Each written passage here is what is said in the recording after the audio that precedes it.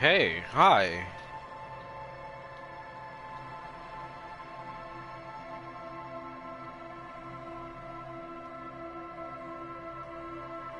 Fun. Oops.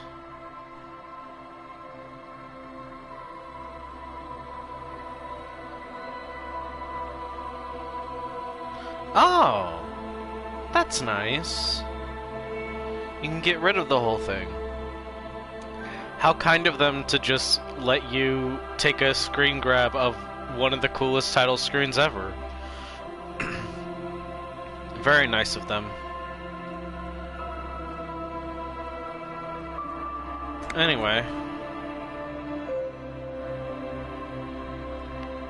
I remember very little of what was happening. I know we were at one point looking at the body, except I couldn't get my shit together.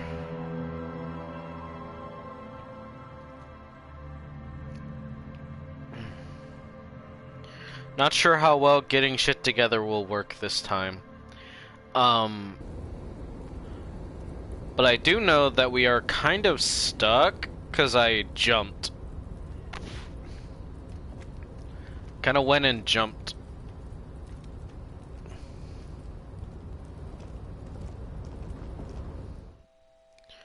What is this? This is the good... Wait. Yes, I am audible. Had to check.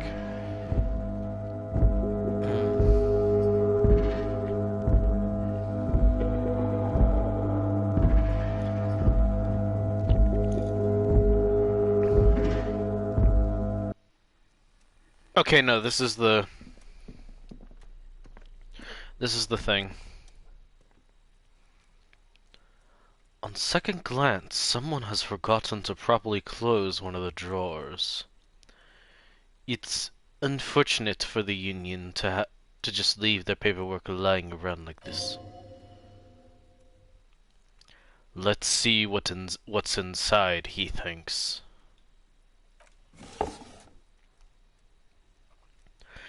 The drawer opens smoothly. Inside is a well-organized selection of brown folders.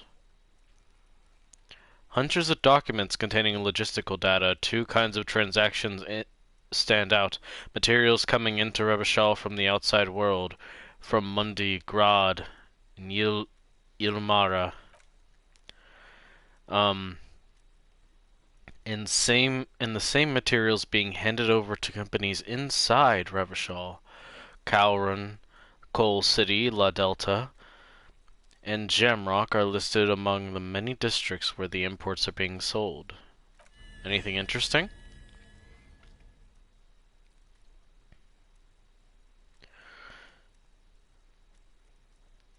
It's hard to make sense of this thicket of company names, dates, quantities, and percentages. You try to focus, but the lines are getting blurry.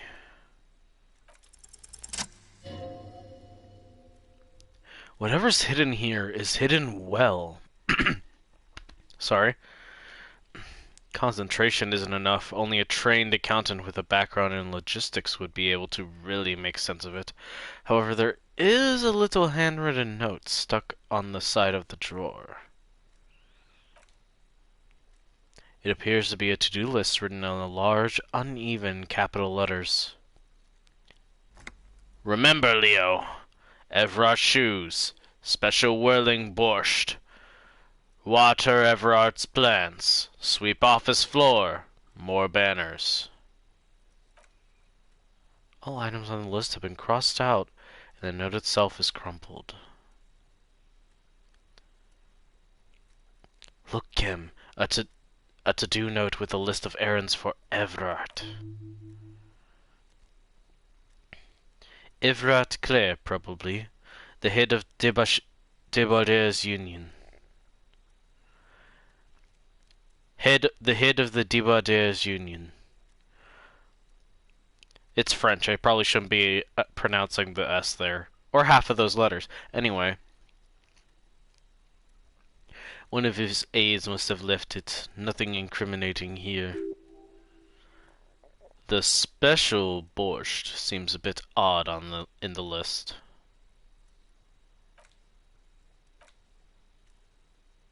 The drawer slides shut smoothly. Volumetric shit compressor. Aha! Bizarre scientific news from Revachol West today, where a police officer's shit has been observed at a pressure of around 495 gigadecimals. These metallic hydrogen levels of shit togetherness were thought to exist only at the center of collapsing stars, not law officials. It remains to be seen how long the shit singularity lasts. Well, considering yours truly, a shit singularity can last at least 24 years, approaching on 25. Haha, we are the volumetric shit compressor. Oop. Yep, thank you for that.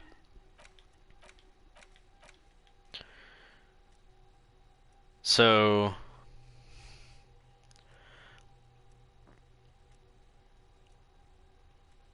endurance white checks are unlocked.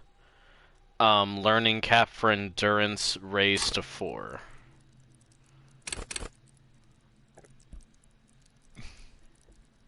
Okay, so one specific skill, that's interesting. So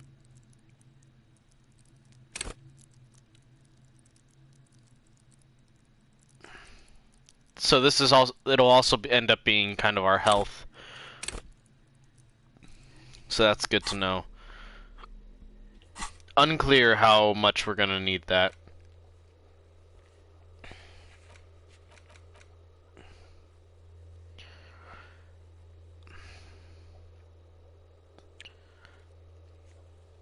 Or someone local, you could ask the local pawn shop. Pawn shop I don't think knew anything, or someone, the pawn shop sold my gun. I remember that. Find a way into the secret stuff. Open the trash container. Manager should have a key. Alternatively, you could use brute force to pry the lid open. You just need a pry bar. Hey, Altivo! Find the pry bar.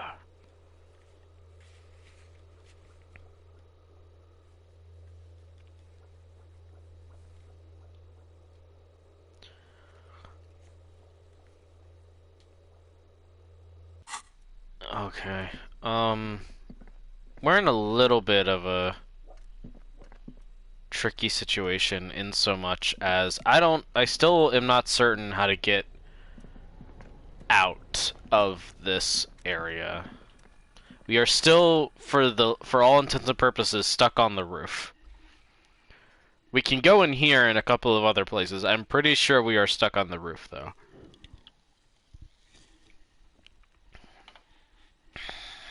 We must keep looking. But at the very least, we have become volumetric shit compressor. Our shit is so together.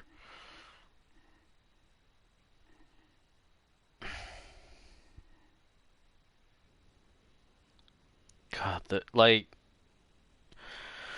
hold on.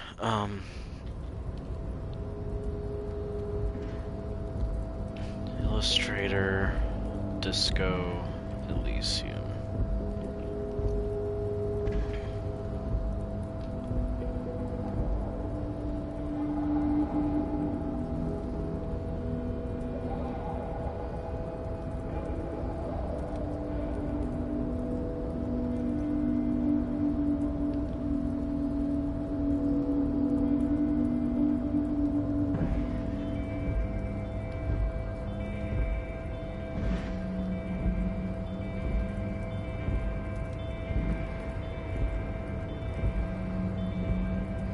Nope.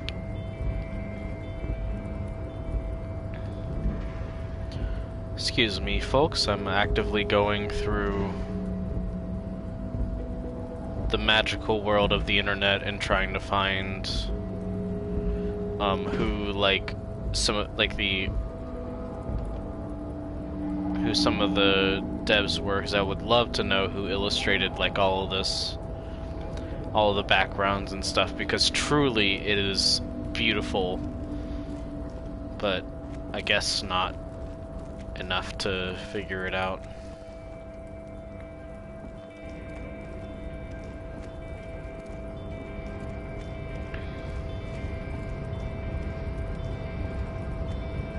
Yeah, because this leads me to... What is that?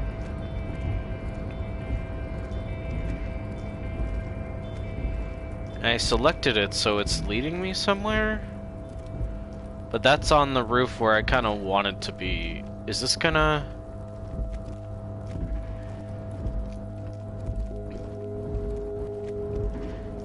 Is this gonna get me back up there?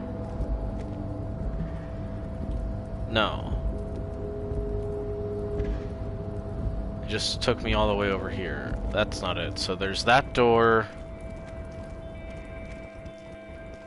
We really do not have...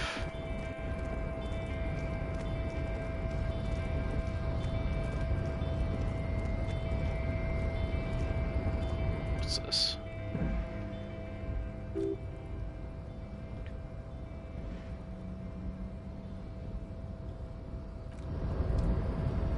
Don't think I want to do that.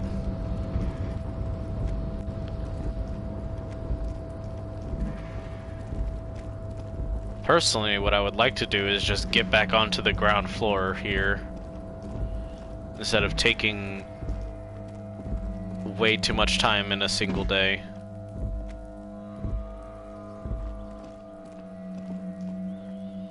No.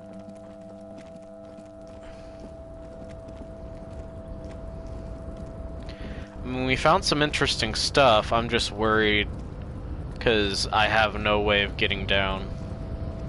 Hey, you know what? Fuck it.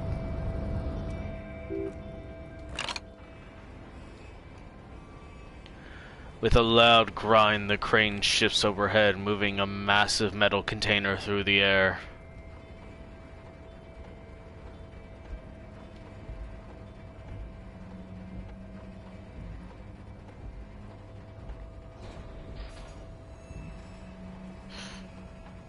Oh, I don't like that tilting.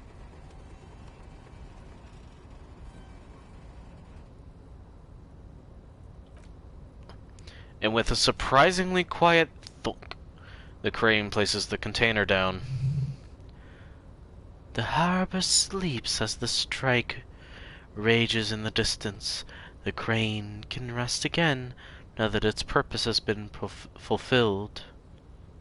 Its purpose? What do you mean? Moving this container, of course.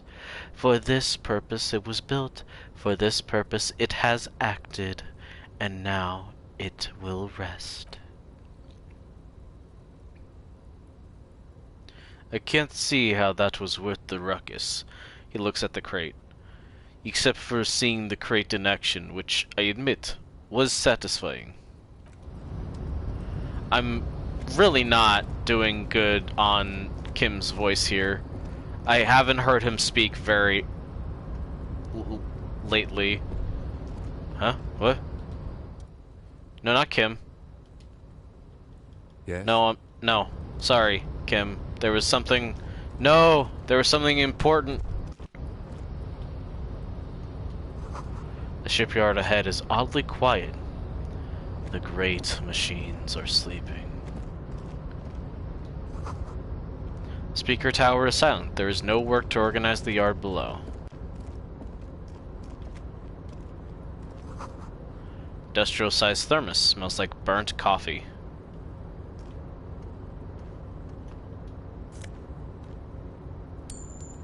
Money!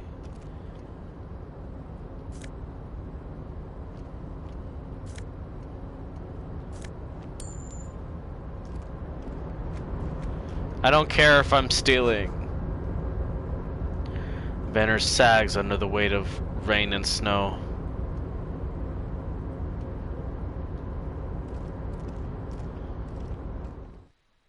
Huh? Wait, I didn't... What? Uh-oh.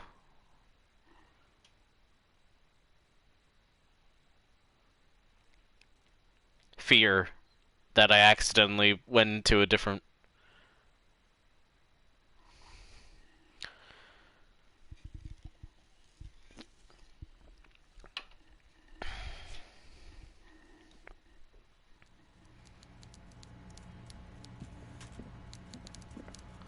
Oh god, is this?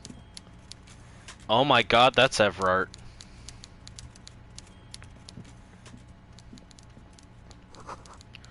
Coffee in the giant thermoses is still lukewarm.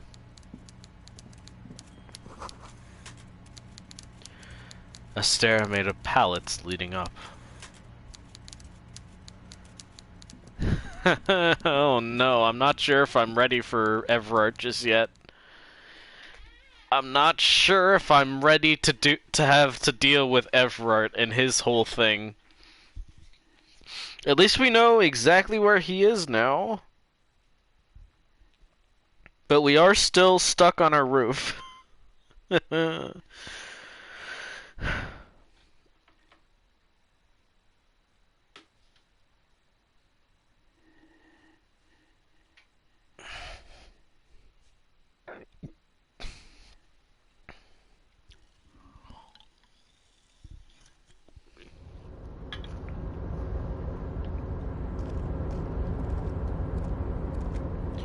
Who's this guy?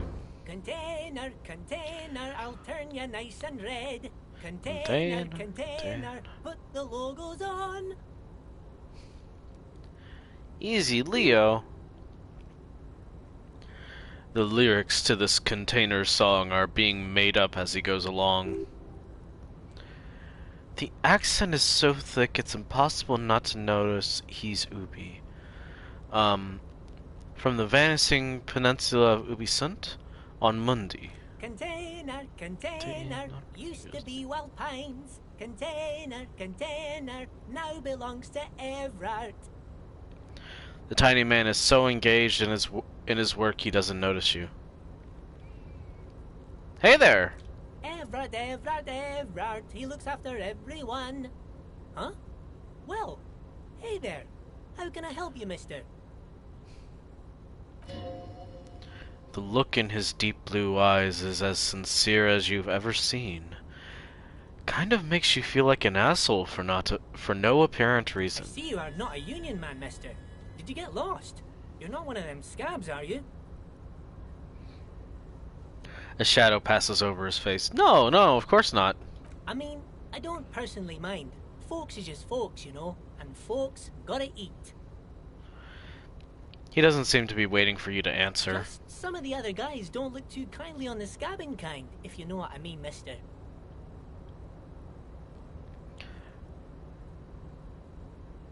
Hi babe, hope D&D goes well. Thank you for saying hi, I appreciate it.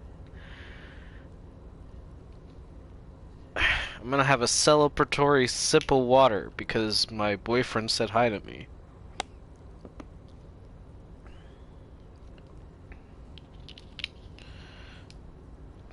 I love you too! Water shots!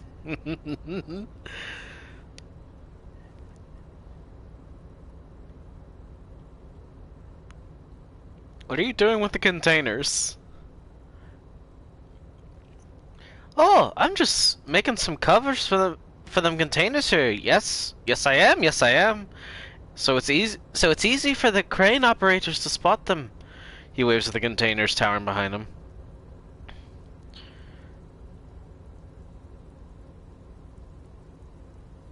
Gotham still has a sweet tooth.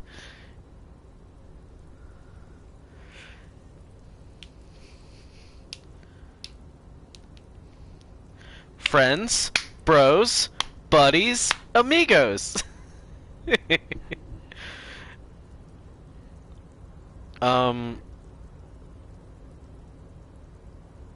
What's going on? Yes. The containers in the yard are green in Wild Pine's livery, and the mountain rising behind Leo is called is all red in Union colors. Oh, yeah, okay. You got me there, babe. It's like some red infection was spreading outwards from the container yard's core. There appear to be cisterns underneath the Union container covers.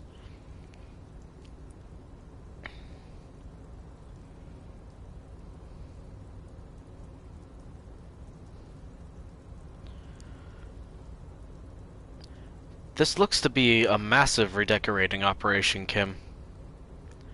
Yes, they're hiding it from the inside. All the red containers have Deborday's Union logo on them. Leo, has anyone told you why you need to change the covers? No, not really. He shrugs and continues merrily. Mr. Everard doesn't tell me all the big things. Says I go and tell them to everyone. What is underneath these red covers? Oh, I don't know. I don't know, mister. They say it's some chemicals. Most of them don't have labels on them, I think. Well, thank you, Leo. You've been super helpful. Oh, no trouble at all, mister. No trouble at all.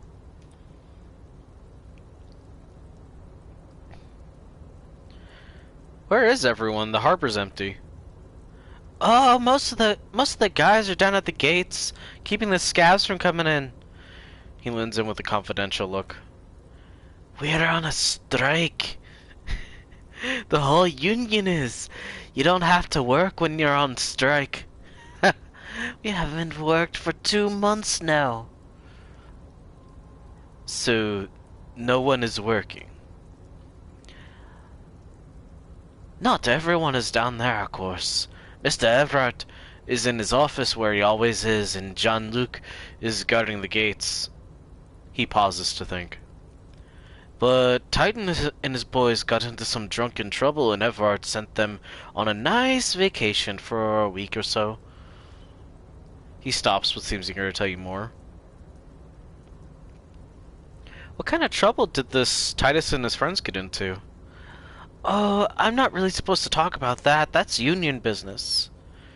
He smiles and leans closer.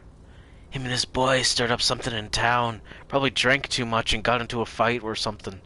I heard Mr. Everard telling them to take some time off. Don't go all bad cop on this simple, friendly fellow.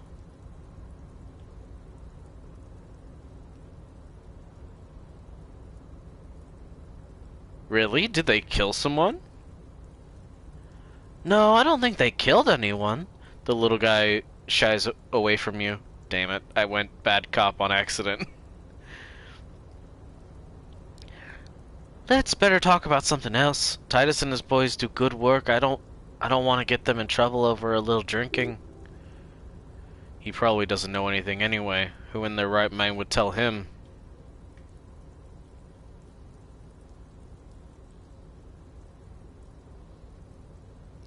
Are you Leo who wrote the note to make more banners? Oh, yes, yes, he replies excitedly. I leave all kinds of notes for myself. That old head of mine ain't so good at keeping things in no more. I almost forgot about the borscht. What was that about the borscht?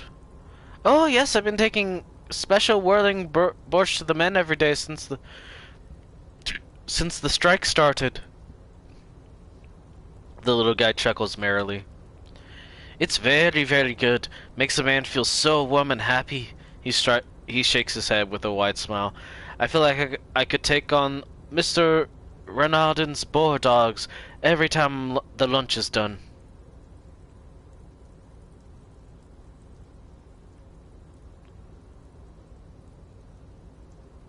What do you mean by taking the soup to the men? Is it for the strike? Yes, yes, I'm taking it to them. The borscht keeps them happy and in fighting spirits.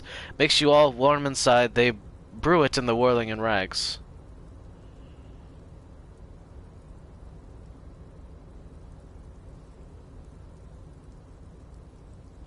Something's off about this borscht. I'm going to look into it. Oh, sure, mister, sure. The little guy nods. You do that, yes, sir. He didn't actually understand what you meant, and now he's just nodding along.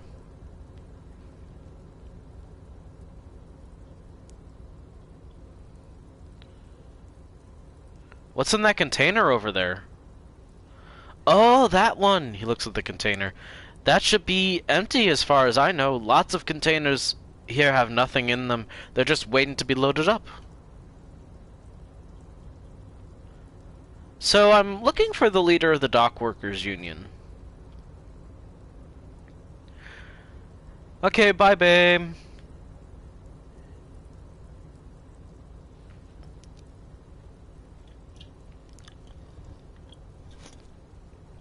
Oh, you want Mr. Everard, then? He's an awfully nice fellow, he is. Him and his brother are both nice fellows. They've lived their entire lives in this here neighborhood. He coughs, then continues immediately. Guys like Mr. Everard and Mr. Edgar, his brother, are real good guys, made Martinez what it is today. Mr. Everard and Mr. Edgar, I went to the same school we did when we were boys. Easy now, Leo. I just want to know where I can find the man. Oh, Mr. Everard is where he always is, in his office, of course. He points to the two containers on your right. Do you work here? Yes, everybody needs a job, and this is mine. I'm Leonard. By the way, Leonard Bellick, but everyone calls me Leo. Little man raises his hand in a welcoming gesture. I'm like Mr. Everett's right-hand man, and when Mr. Edgar is out of town, and Mr. Edgar's right-hand man when Mr. Everett is away. He chuckles. Actually, Miss Beaufort is the right-hand man, but she's a lady. A good-hearted chuckle again. Who is this Miss Beaufort? The lieutenant looks up at Leo. A real pretty lady with a skin like those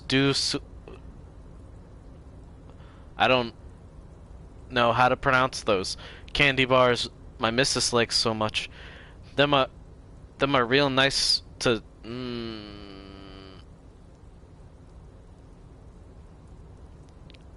I understand it's perfectly normal. I just don't like that word. Like he's just like, oh, these are good, yummy candy bars. But I can't listen to the radio all the time. There's so much to do around here, and I'm always busy keeping things running here. Yes, I am. Yes, I am.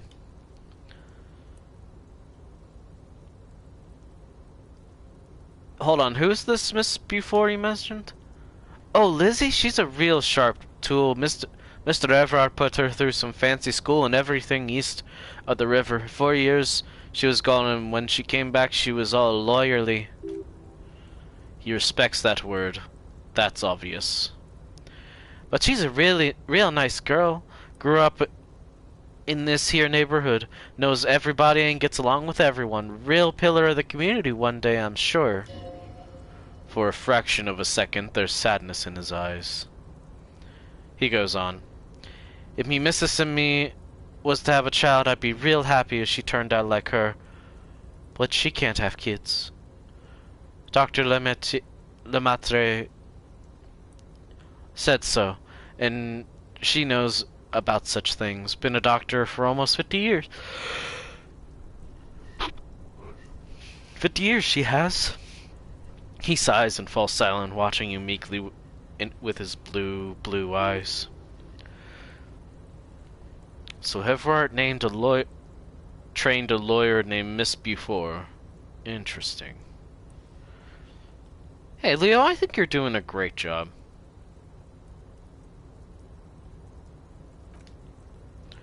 Yes, this place really seems to run like clockwork.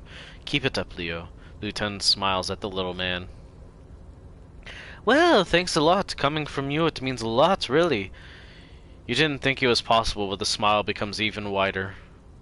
Sometimes I feel some of the guys don't really get how much I bust my ass for them here, but you guys are alright. The white rectangle on your clothes might not mean an awful lot in Martinez, but the recognition from an authority figure made Leo stay. Aw. I think I'm good for now. Bye-bye now! He returns to his work. What's this? Mazovian socio-economics. Haha, yes? Uh-huh. 0.000% of communism has been built. Evil, child-murdering billionaires still rule the world with a shit-eating grin. All he has managed to do is make himself sad. He is starting to suspect Krasmezov fucked him over, personally, with his socio-economic theory. It has, however, made him into a very smart boy with something like a university degree in truth. Instead of building communism, he now builds a precise model of this grotesque, duplicitous world. Oh no.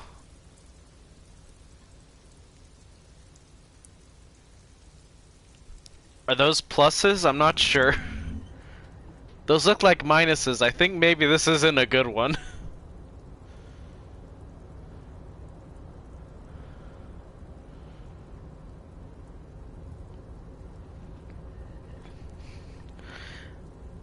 I'm not... I can't tell the bonuses. Like, those don't look like... Hold on. Oh boy. I keep doing that.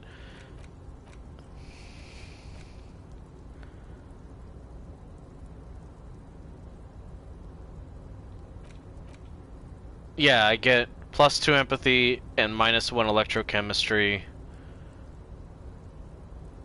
That one doesn't necessarily give me an immediate bonus, but it does help with, like, endurance stuff. But this one, I think, just gives me a bunch of negatives. Like it subtracts authority, and then so on. But I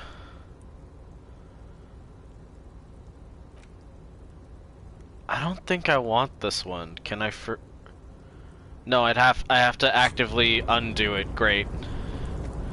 I love apparently being a communist or whatever that one is. Apparently it just makes it impossible. Musk of oil and rust comes from the chasm in front of you. Smells like blood. Okay. Sure. I'm so deeply stuck on this roof and I love it.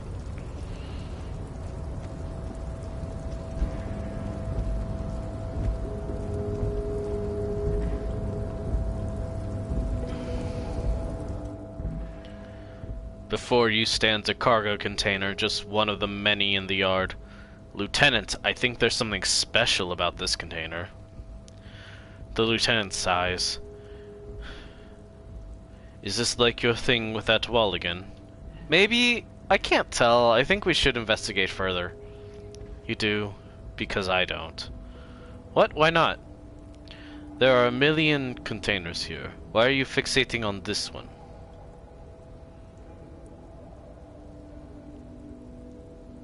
It was hanging from the crane. You just picked one out because you wanted to interact with the cargo container. We're not here to interact with containers, we are here to talk to the Union, right?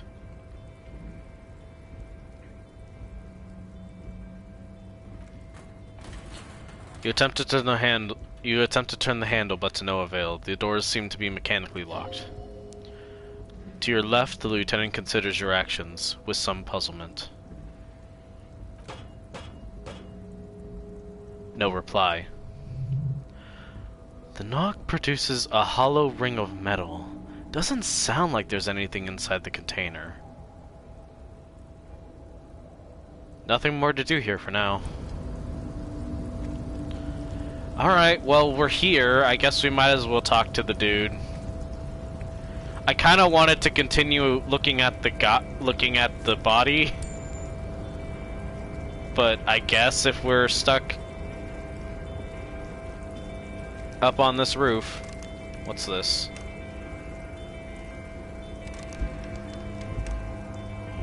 Something I can't seem to really interact with. It's like locked or something.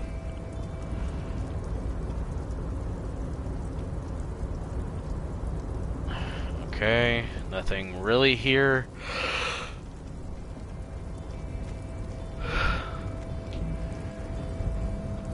The containers are being like moved from Wild Pines to them, which is interesting. Wild Pines, wasn't that like the lady? Like there was a lady that we were kind of interacting with, and she represented Wild Pines, and she was kind of like annoyed that like she wants us to look into the Union, I think. Okay, I know there was a way to get down. How the fuck? Okay, here, this way.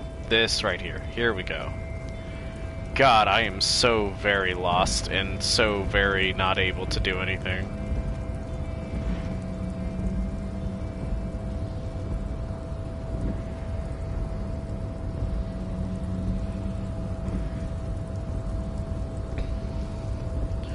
You know what? We're talking to Everard. Seems like a sound and good plan. Just go ahead and talk to the Union leader. Probably perfectly fine and safe, and not gonna end in any sort of problem.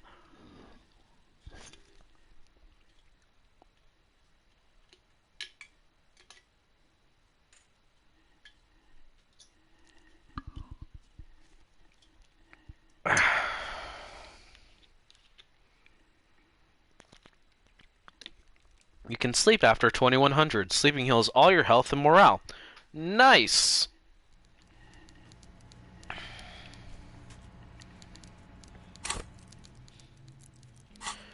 Don't really have a ton of XP, and that's fine.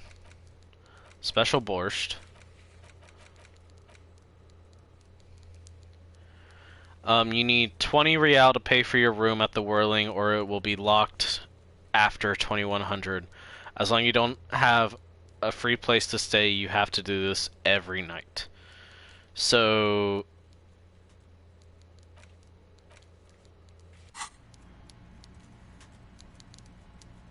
I don't really have money just yet.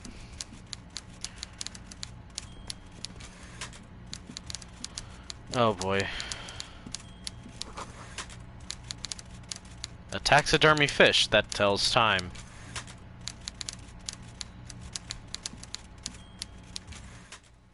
Yes?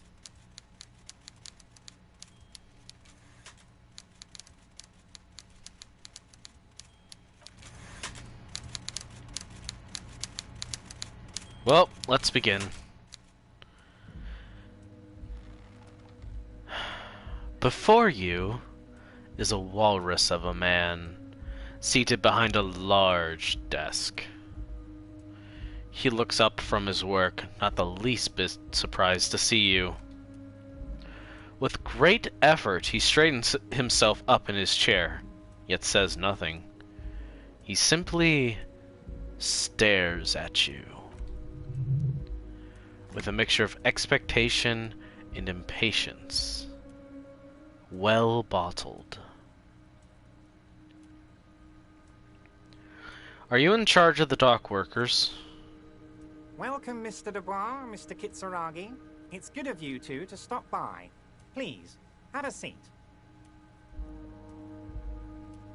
He gestures to a tiny chair opposite his giant desk. I'm Everard Clare, head of the Debarders Union here in Martinez. Well, he might be saying it fucked up a little bit, but I got the pronunciation roughly similar to Everart's, I guess. The man relaxes into his chair and continues. I'd offer you my hand, but unfortunately my health prevents me from getting up. You understand? Sure. He looks extremely comfortable. The tiny folding chair, on the other hand, looks like a torture device. You go ahead, detective. You go ahead, detective. I'll get it. I'll get it. Lieutenant nods at you and then the chair. Whatever he has in store for you, it can't be good, he thinks. I'll do my best.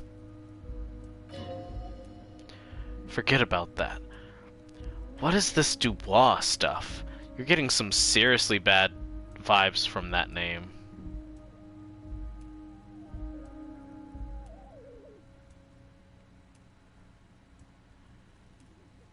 Why are you calling me Mr. Dubois? Please, Mr. Dubois, let us converse in a civilized manner, as equals. Take a seat. I insist. It's nothing. Yes, that's probably right. It's nothing. Forget about it. Filter it out.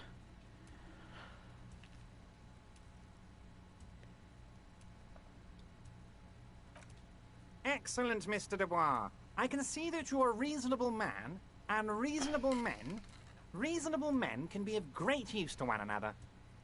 He gives you a sly wink. Try to wink back.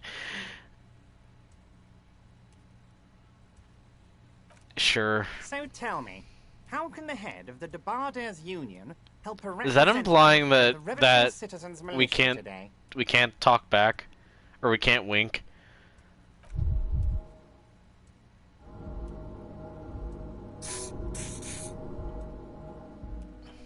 Pain threshold, challenging, failure. The chair you're sitting on has got to be the most uncomfortable chair in the world. It's violating your backside. By the way, I heard you got a rather rude reception from a certain Lawrence Gart. Some people have no manners, it pains me to say. This should take care of that nonsense. He points to a giant novelty check on his desk. It's absolutely comically huge. It should be sufficient to cover your expenses for a few days and patch over your differences with a cafeteria manager. Go ahead, take it.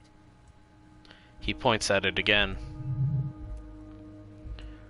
Wow, that's 25 real. That's good money. You kind of need that.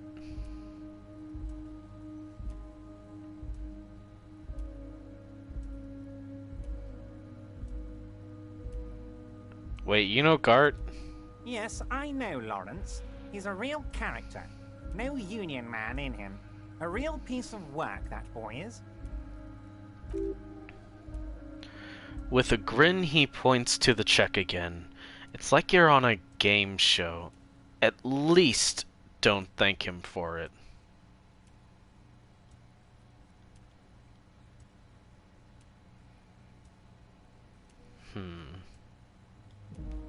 I could use that money, and it is approaching 2100. Is there anything you'd like to say to me? Or... No.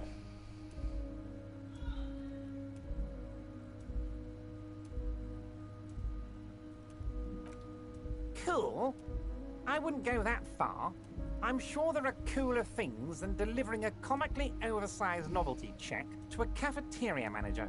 But, sure, if that's what's cool nowadays. Now, I'd like to set your mind at ease about one other matter. Your lost gun. Let me assure you, Union people are on it as we speak. I've got my best hounds looking for that lost gun. His slug-like lips move, but all you hear is an echo. Lost gun. Lost gun.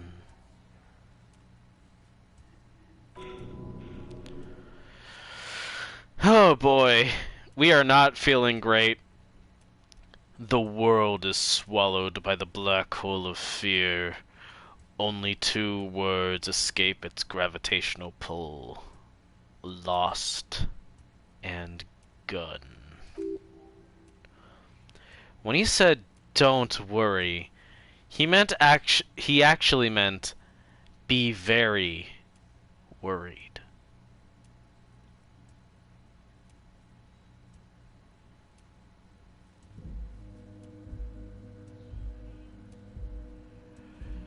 How do you know about that? I know everything, Harry. Right now, I know that you're worried. Don't be worried. Everything's going to be all right. It's not like you left it loaded. You didn't lose a loaded gun. Local children aren't out there with it right now, pointing it into their own mouths. It's in a safe place. I just know it. I have a feeling everything's going to be all right.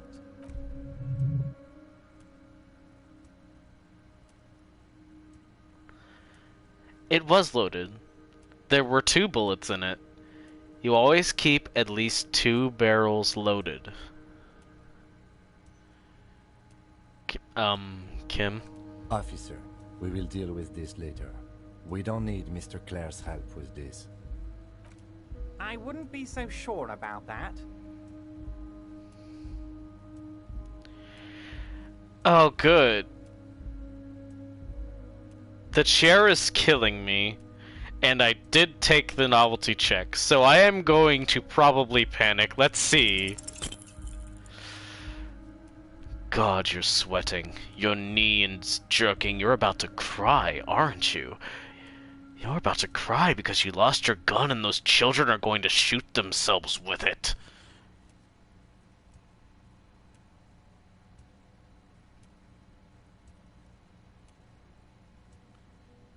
So what? Men can cry too. You want to cry? God, you're weak. Whatever you do, don't cry. He'll think you're disgusting. Mr. Dubois, you don't look so good.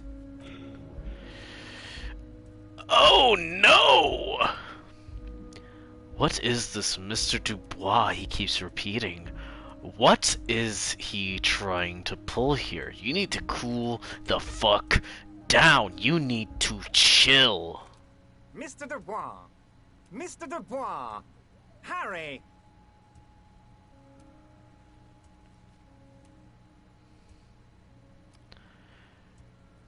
Keep sliding down the chair like a jello shot. The large man snaps his fingers, but to no effect. You're in some stupor. Mr. Dubois, are you okay? Can I get you a glass of water or something? Are you having some kind of medical emergency? I hope not. I'm so low on healing Maybe items. you could use your hands somehow, in a kind of throw-in motion, like you're throwing that Mr. Dubois act right back at him. He's Mr. Dubois.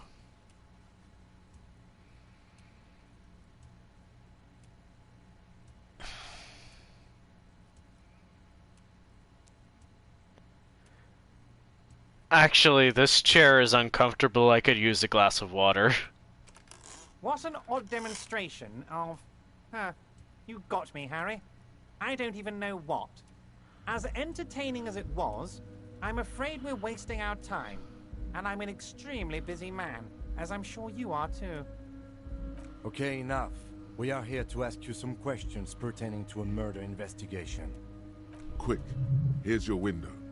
Get yourself together and ask him questions. Police officer questions.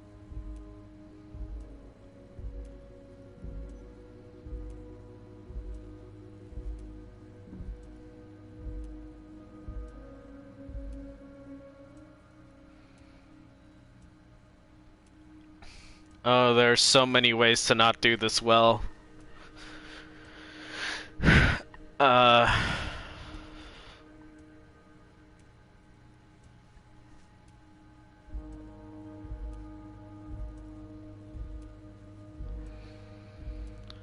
I want to talk about the hanging. Oh, of course. That's your main thing here. That's why you're in Martinez. I know everything that goes on around here, and I would love to discuss it with you. I mean, it's no secret that the lynching is connected to the strike. So much to talk about. Honestly, it's been weighing on me so heavily. I understand you need to interview me.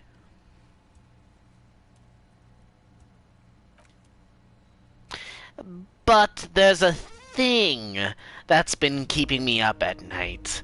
I want to talk about the hanging. I mean, if we could just calmly talk, exchange information, we could blow this thing wide open. Yes, that sounds good, the lieutenant says with a slow nod. Let's do that. But I can't think straight with this thing weighing on me. Suddenly he slaps himself on the forehead. You're police officers, aren't you? I have a crazy idea. You guys are basically door-opening machines. Incredibly talented at opening doors. I think you've heard wrong, Everett. We're not great at door opening. Oh, you're being too modest, my friend. He chuckles. But don't worry, this annoying thing I have is completely legal. I just need you to open a door. An excellent opportunity presents itself, sire. You could win the trust of the arch-liar, pretend to play into his hand, then, should you wish, bend his efforts toward your own.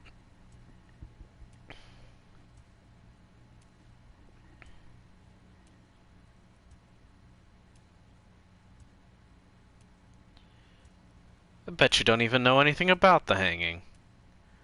Harry, my dear friend. He sinks deeper into the chair. I am what people call a local bigwig.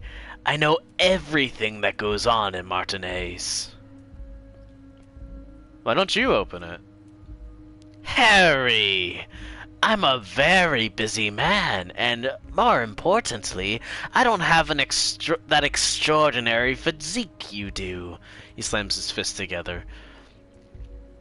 You look like you could run around all day.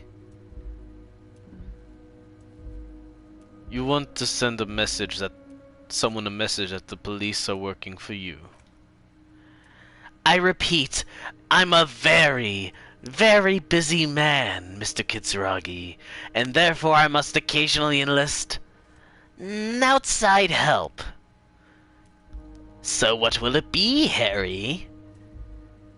Whose door is it? Oh, no one's. It's just a weasel. A weasel lives there. Nothing for you to worry about. And by weasel you mean... A loud, blabbering weasel. When weasels feel no one is watching, they start acting foolishly. He removes his glasses and rubs his nose.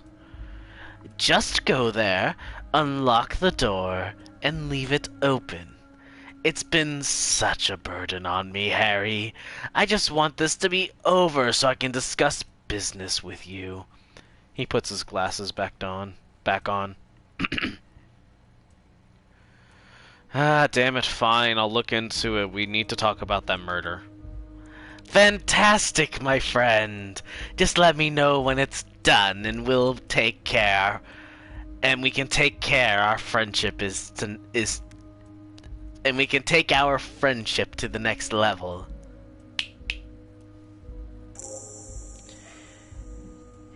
You can get the key from Manana. He's down by the gates. Manana's like a free agent in the Union, special operations, hardened socialist. A real free thinker, too. He'll tell you precisely where the door is. He smiles, obviously satisfied with how well he planned it all out. One last thing, Harry. Just open the door. You don't need to go in or anything. I just want that weasel to come home and see the unlocked door.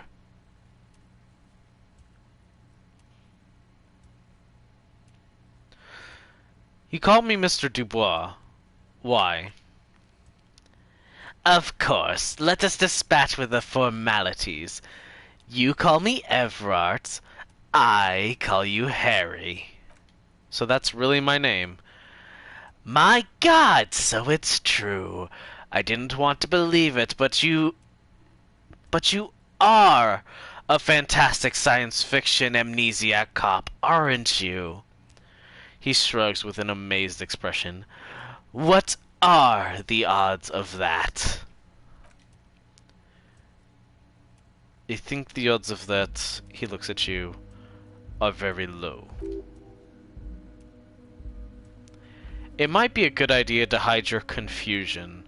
I mean, see what his game is first.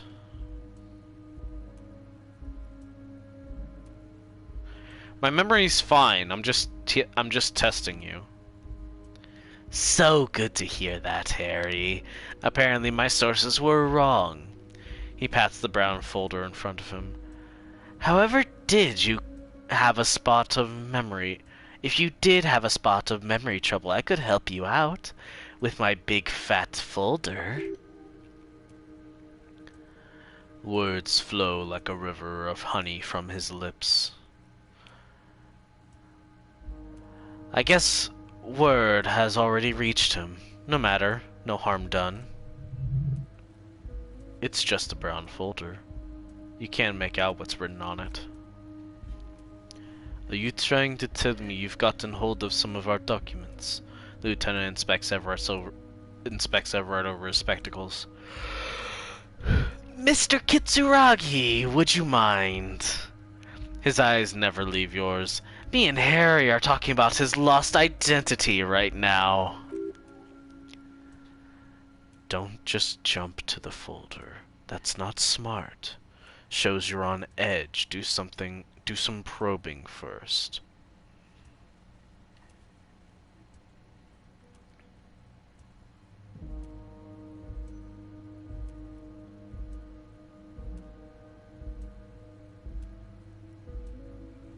Where did you get that folder? Ah, this? He closes the folder. My friends in your organizations gave it to me. Your organization gave it to me, Harry. This translates to, haha, you guys are so corrupt. I find that very suspicious. May I have a look? I'm afraid this is meant for Union eyes only, Mr. Kitsuragi. I'm sure you understand. He turns back to you. Please, continue, Harry.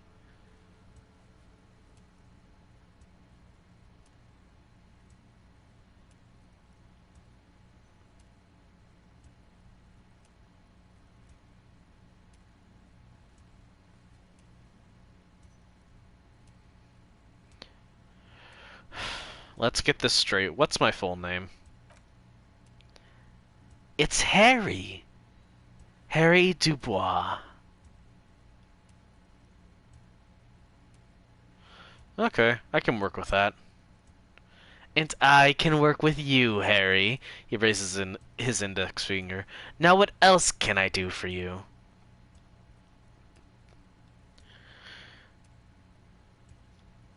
Do you know where I live? But of course, Harry. Your precinct is the 41st and you live in Jamrock. You're a Jamrock boy. A long way from home, but that's okay. He doesn't really seem to know any more about it.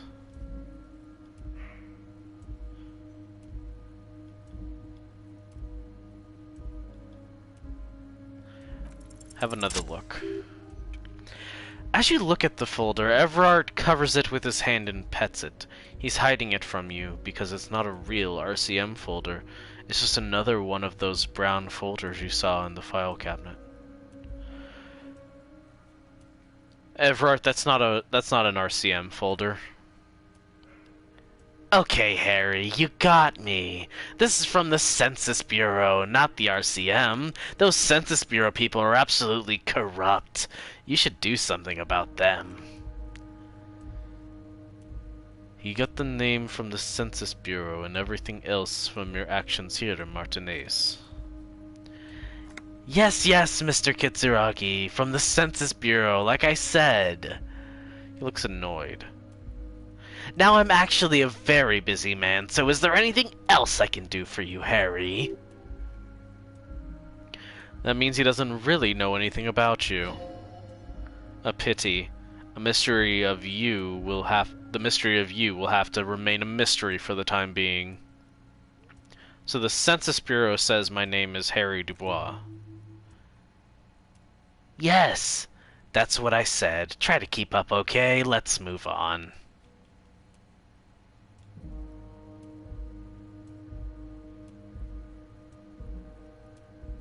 What's in the container outside your offers? My dear Harry, there are literally millions of containers in this harbor. I couldn't possibly remember what's in all of them.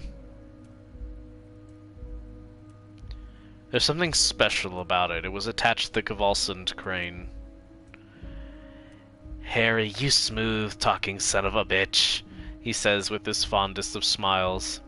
Time is a precious resource, and I don't have enough of it to count containers with you. Smooth talking. Maybe that's the way to go about opening the container. You should at least try convincing it. Okay, thank you, Rhetoric. Thank you so much for that, Rhetoric. That helps so much, Rhetoric.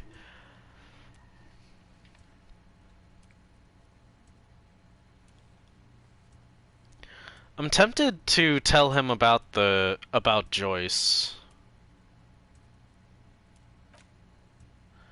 Oh, that's very nice. I haven't gotten around to her yet. I'm very, very busy, you see. He adjusts a button on his sleeve. I hope you're getting along. One thing I just want to make very clear, Harry, is that this is not some kind of union versus corporation situation. Everyone is just pals here. Yes, just pals. We're all trying to do what's best for Martinez. Don't feel like you shouldn't work with her just because you and I are such good friends. I'm not a jealous guy. Suspiciously nice of him.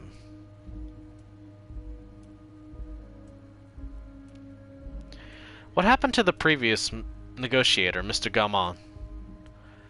What do you mean, Harry? Nothing. I let him go.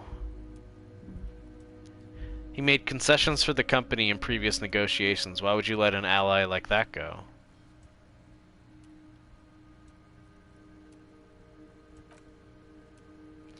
He's an old man, Harry. I wanted him to spend more time with his family. God knows how long he's got left.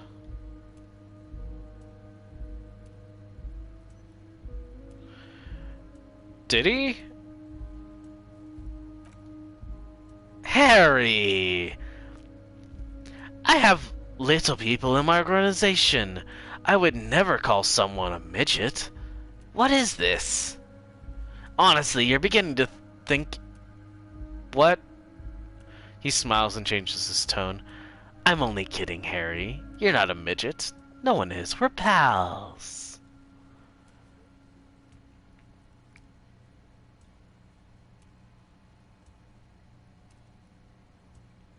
Why haven't you let her in to see you? If she actually wants to see me, she will find a way. Any good negotiator would. And I just don't have anything to discuss with a bad negotiator. Are you sure? I find it all a little odd. I'm just a nice guy, Harry. I wouldn't be where I am now if I wasn't nice. Politics is all about emotions. And I want you to have a positive emotions when you think of me. I'm totally not, like, getting... I hope I'm getting the vibe of this character right, but I am not getting, like, the actual voice down. It's so very specific, and I have already forgotten exactly.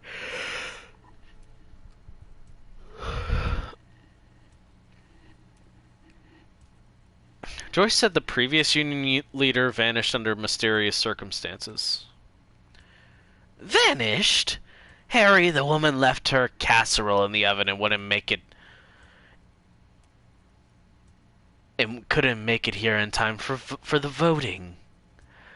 Oh, did I leave my casserole on? Better go home and check. The election can wait. When she got back, the whole thing was over.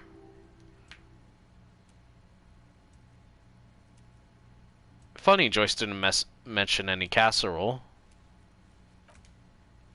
Harry, Harry, Harry. He flicks his fingers.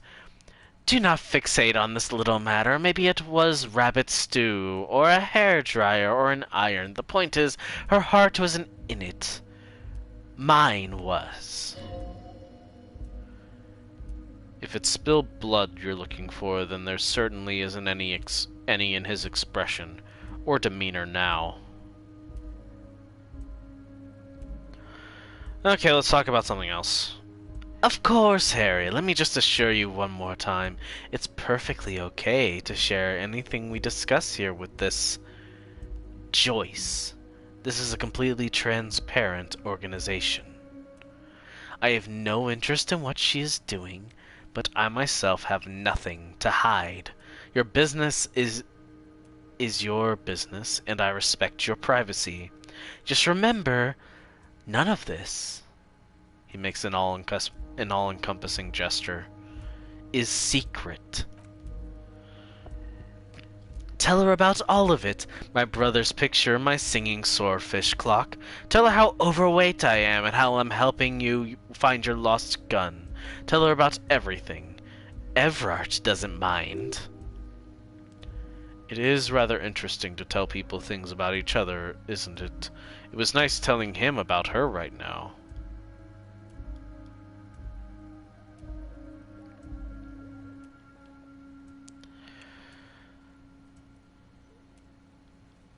I think that's enough for now.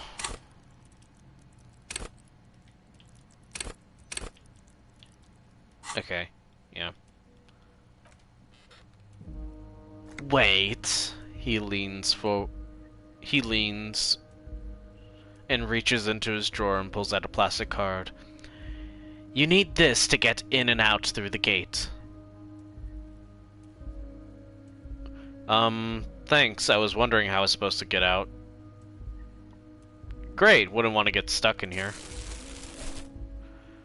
Here. You're one of us now. A real red and white Union man. Take care, Harry.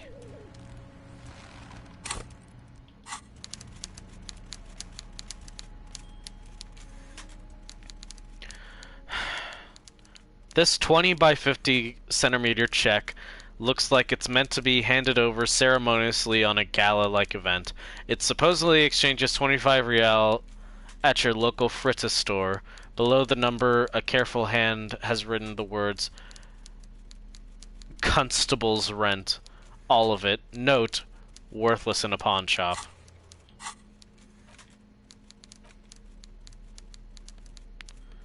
Oh, I don't have a pry bar yet.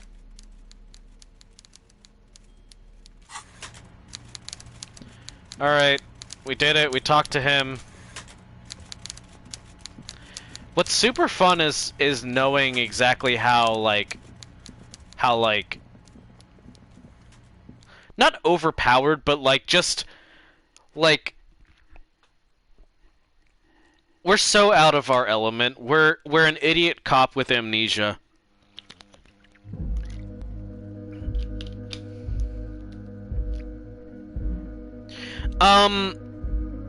I almost died from sitting in the chair because I have 1 health and the chair hurts like a motherfucker. I was able to tell that he didn't have a real police folder. He does, so I can tell that he doesn't have leverage on us that way, so he can't do that. However, he still won't talk to us about the murder until we open a dude's door. But we can now get off of the roof. We are free from the roof. We can get off of the roof. Finally, because I couldn't do that earlier.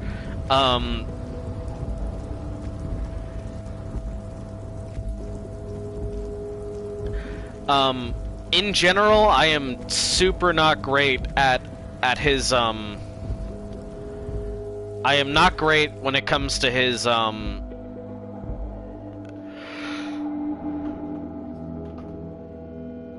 am I talking about? We are free from the roof, that's good. Everard is fun. What I was going to say was I am not great at doing his voice, so I just kind of give him this slimy kind of voice. It's not at all what his voice is. He has more of a high nasally voice, but I can't really do that. So we're down to like a hiss and so on. Yes? No, sorry, Kim. I don't mean to keep interrupting you.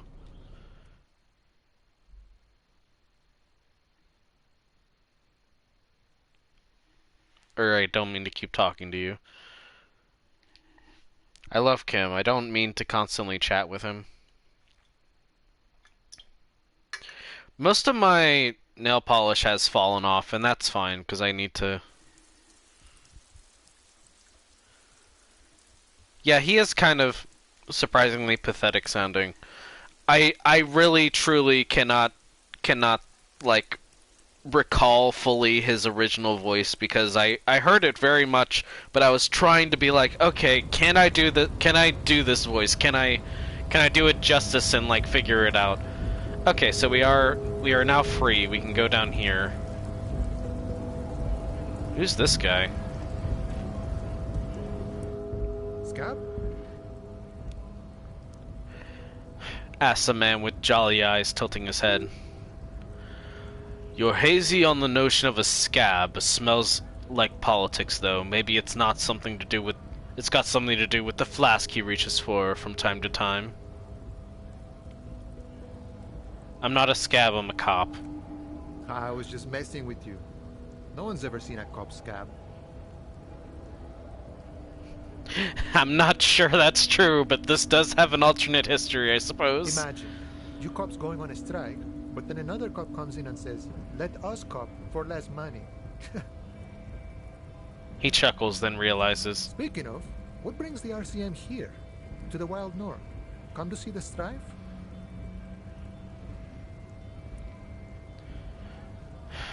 Everard said you have a key to a door. A key, huh? He runs his fingers through his mustache. What door is this key supposed to... Is this key supposed to open?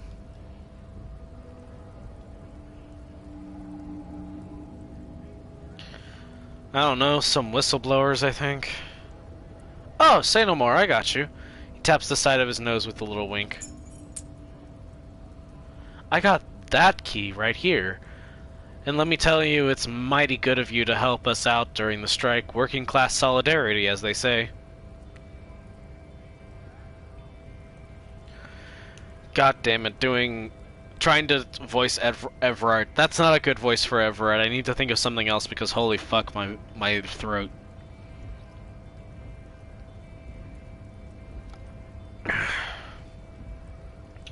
Heard something about a weasel and didn't sound... And it didn't sound like a polar weasel, if you know what I mean.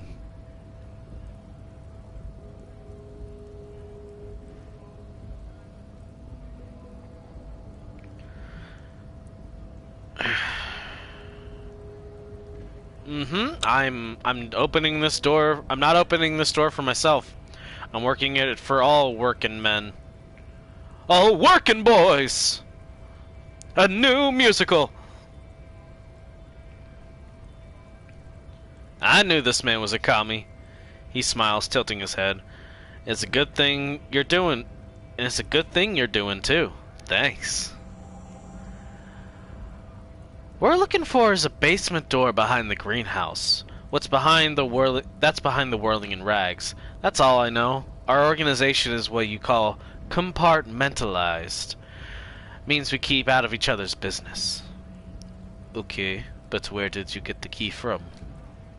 The janitor gave it to me. Nice fella. We talked about life and things that really truly matter. His gaze wanders off into the distance. None of this mess we're in. Just this jiving and juggling. What's it for? He doesn't wait for your answer. To feed our children, I guess. Anything else I should know about this task? The weasel person, when he'll be home? He shakes his head. I'm more of a philosophical dock worker. I like to talk about the big picture stuff. Who I am, who you are, what we're fighting for. The man takes a big sip of from his flask. He means he's not going to tell you, because he doesn't know. But he will shoot his mouth off with you if now that you're working for Everard. Who he is and what they're fighting for. This is interesting.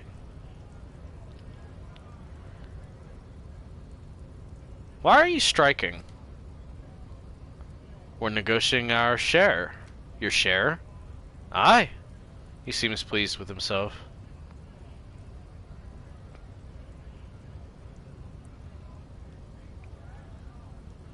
How large a share would you like? All of it. However, right now we want all the harbor workers to be on the company's board, so they could take part in the decision-making process. This seditious talk sounds like communism. Just so we're on the same page, communism is basically wanting to kill the rich people for deporting them to a labor camp in the southeast Grad. But don't say that out loud if you're a communist.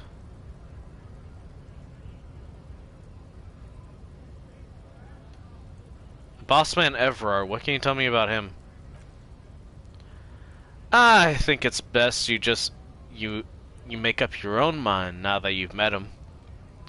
In my eyes, he's a capable organizer and a decent businessman. What does bossing the union entail anyway? I guess you kinda get to be the village chief. He oversees the harbor, makes deals with the owners or other relevant parties, watches out for his own. By that you mean corruption. By heavens, why would he not be corrupt? We live in a harsh and disordered world, see? And in this world, the old man is corrupt for our benefit, and we know it. Appreciate it even. He is personally not too lavish.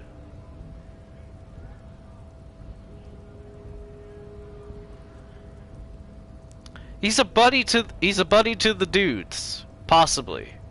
He's a pal to the proles, potentially.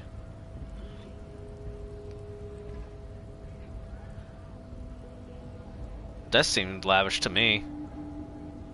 He is reasonably lavish, sure. That's his prerogative. Prerogative. It's not like you want a saintly demeanor on a corrupt motherfucker. That would be a manipulative illusion. Besides, there are no non-corrupt systems in the world anyway, and moralism is the most corrupt of them all. This man has political theory, and it has not failed him today. I got the picture. Let me ask you something else. Sure thing. A gust of wind blows through his hair. What is this news of the world? Talk about personal stuff. Get to know him. Wait, I don't even know your name. Who are you? Call me Manana. I'm just a humble harbor worker for the past 6-7 years. Manana sounds like a Mesquite word. He doesn't actually look much like a not a given name for certain. It's a taken name, the kind for artists or criminals or revolutionaries in the sort. An alias, a nom de guerre.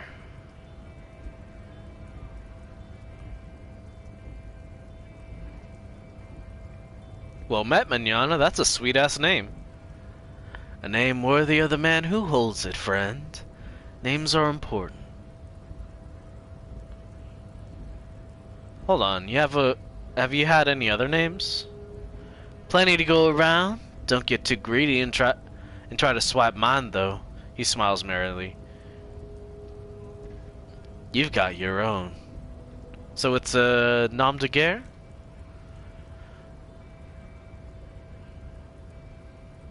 A nom de guerre would be more like guerra mañana. He chuckles, then realizes something. Now that we're getting so well acquainted, what's your name? Be honest with him.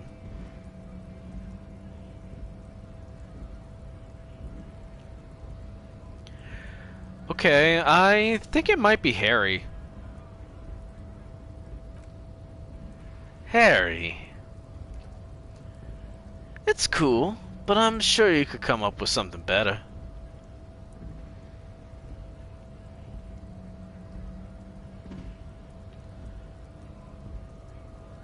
Okay, I have a name for myself. It's...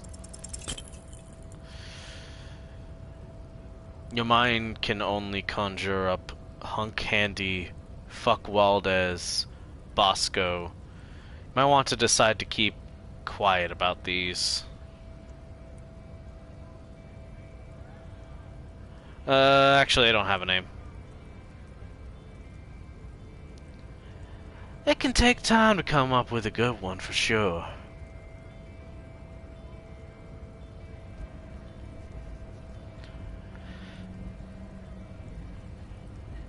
No, I'm Harry Dubois. I'm lame as fuck. I'm just Harry.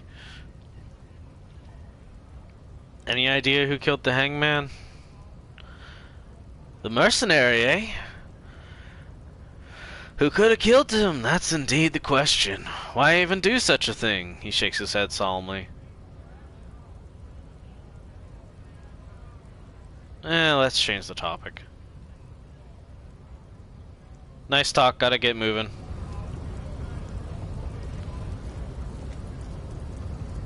We are now, maybe, hold on.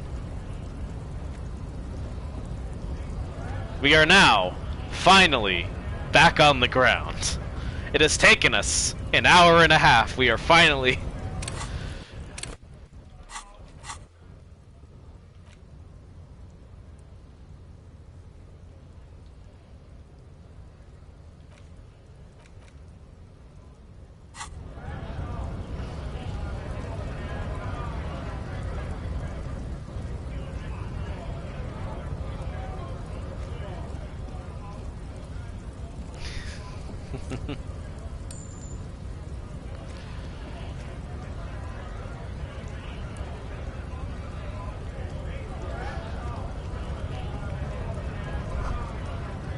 It says GRI. The Greater Revachol Industrial Harbor. Yeah, GRI. GRI.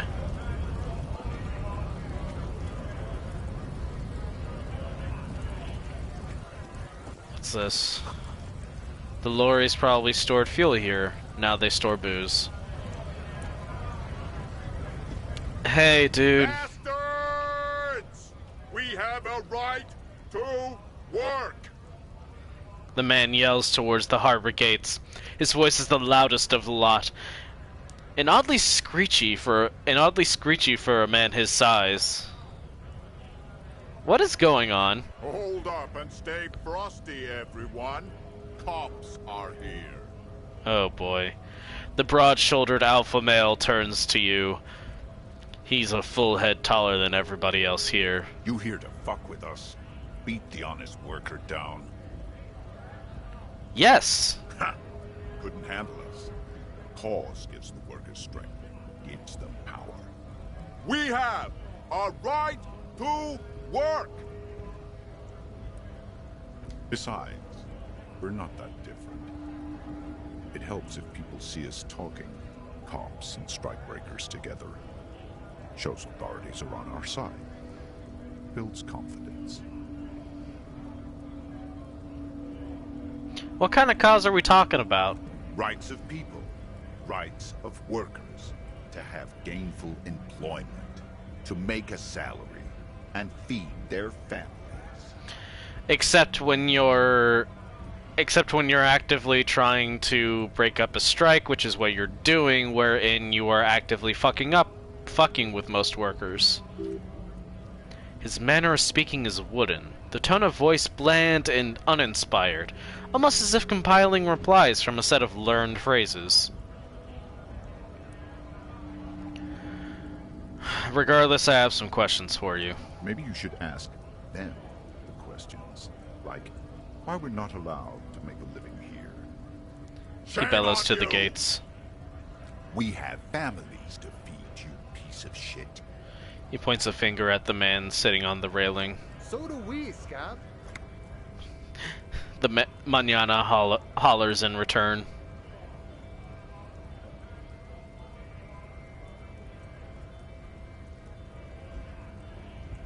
What exactly is your goal here? We were promised work. He points to the gates. We'd be here, working, if the bastards hadn't shut the gates. And you're unable to breach the entrance? Main gate's locked. Would take heavy ordnance to bust it open. Could try to get in through the secretary's office. He points up the stairs. Door's locked. Guards blocking the way to the access panel. Don't mean the scrawny punk. He points to the manana who smiles and waves at you. I mean head measurer, or whatever he is.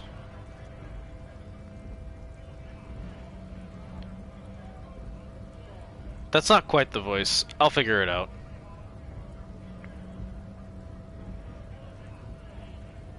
Why don't you just talk? Like civilized folk, you mean? These native fucks don't understand Okay, Scab. It would be better for the neighborhood if you went home, at least for now. If you can't get in anyway. No, they will give up eventually, or get drunk, leave the button unguarded. Then we charge. The man rubs his jaw, a perfect lightly bearded square wedge. Who are all these strikebreakers? Honest men and women with rights to work, to be useful. Not toys for corporate interests. Man runs a hand through his steadily graying military haircut. You know, I feel like you're being toyed with as for corporate. Yeah.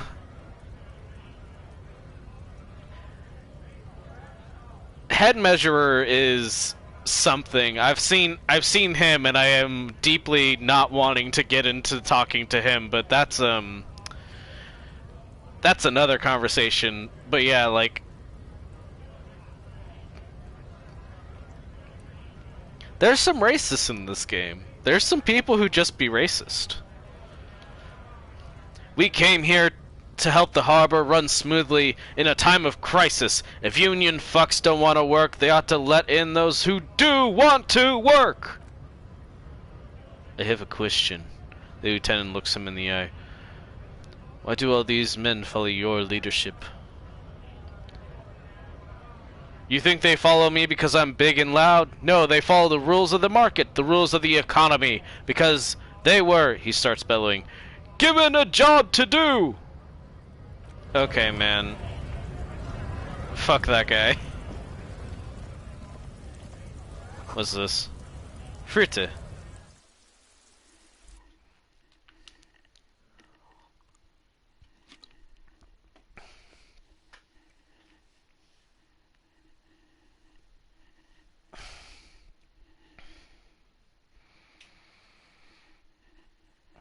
I was trying to give him like a voice that was like deep but kind of whiny. And I don't know if I hit that, but I think I had of like a decent like impression. Yellow roses, dozens of them, tulips too. Melancholy pop song plays on the radio.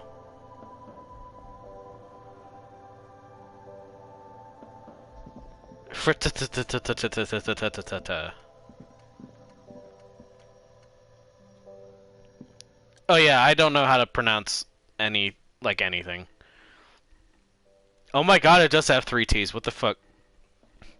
You see several packaged raincoats fill a low shelf beneath a display of croissants and juice bottles. The raincoats are transparent, except for a big Fritte slogan on the back.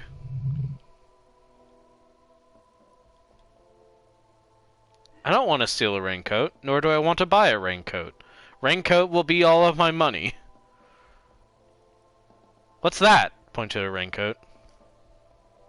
The packages are small, discreet, sloppily stacked, making them easier to take unnoticed. No need to worry about knocking over a display. I do not wish to do a stealing. What's that? What is what? The girl leans over the counter to see what you're referring to. It's a raincoat? If you want to buy one, then it's only 4 real. She taps the glass counter. The raincoats patiently await purchase. Nope.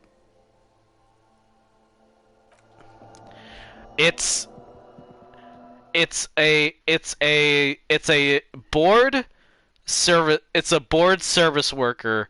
I have seen these so many times in everything. I'm going to perfectly get it every single time because that's what a board service worker sounds like.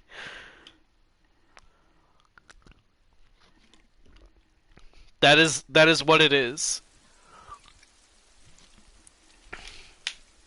It's the easiest voice for me to do because you just kind of have to get bored with everything and you just kind of have to say everything like a question sometimes.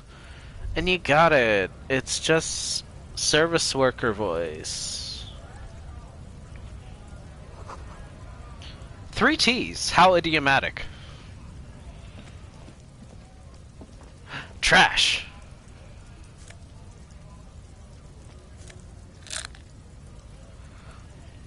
More healing, thank God.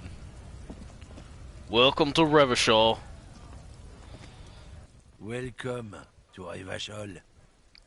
Oh my God, it's just like they're not holding on. It's just the racist one.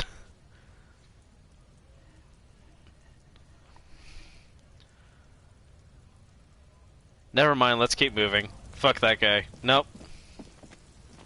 This guy's so racist he doesn't get a name. You right. You right. Hi. I can't believe it's snowing again. The young woman watches the falling snow in It felt like size. springtime just a few days ago. Nope, you're good. Does this have a pry bar? Yeah. Pull out the toolbox. Need the pry bar.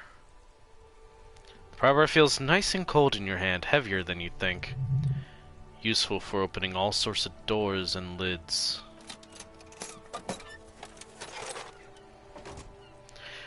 Okay, we got a couple of things to make an attempt at. First things first, let's see about this.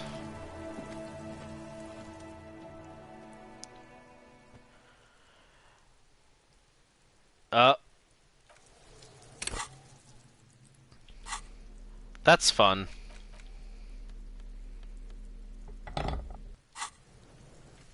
Gotta equip the tool.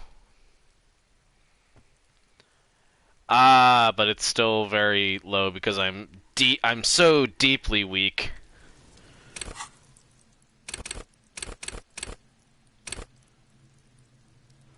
Physique base. I don't know if this would necessarily be the best thing to use that on. Maybe later. I'm stuck on a bush. We've already done this, I believe, so we're fine. Yeah, we activated our detective vision. Right in the deck, Kodo! Get him right in the deck! First things first. Gotta have that going.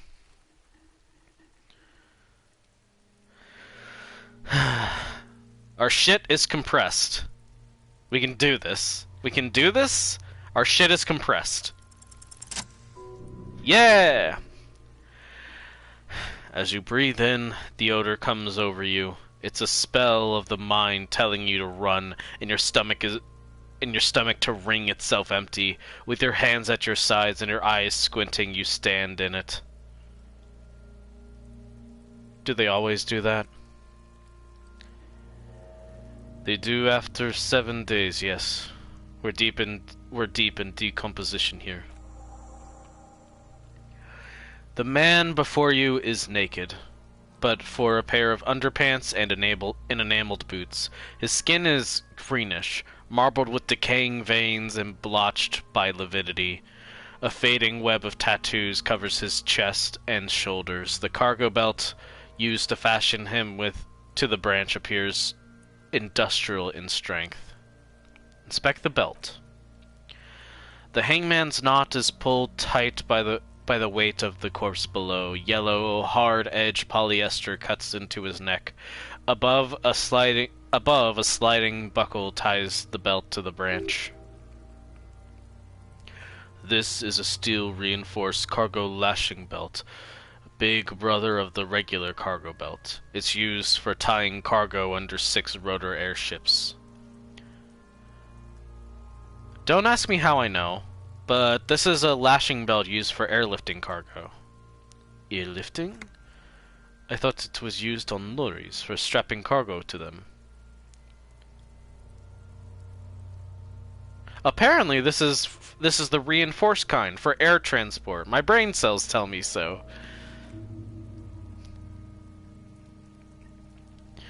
He nods. The local harbor uses 6 rotors to shuffle containers around. I get the sense they used whatever was on hand without paying much attention to not incriminating themselves. Source, dude, trust me, yeah.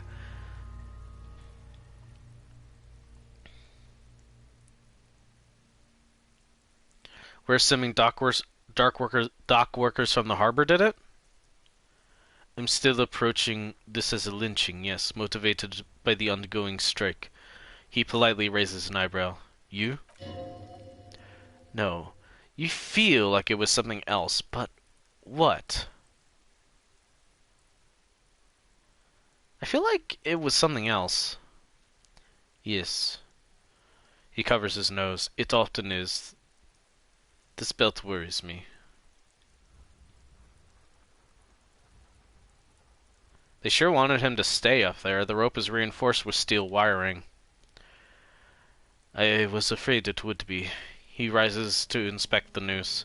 Thin steel wiring, parallel strands. This makes getting him down more problematic than I had assumed. How did they even get him up there? A noose is one of those things that's easier to use one way around. He points the buckle tying... Did they climb up using the kid's ladder? That ladder can't carry a grown man. I don't see any splintering either, did you? I think they lassoed the branch, then pulled the belt to close the buckle. Tattoos. An intricate web of blue lines stretches across the torso. From the right shoulder to the solar plexus, each time they intersect a small white star is formed in their crossing. Hundreds of fading asterisks riddle the skin. Their concentration is highest around his heart.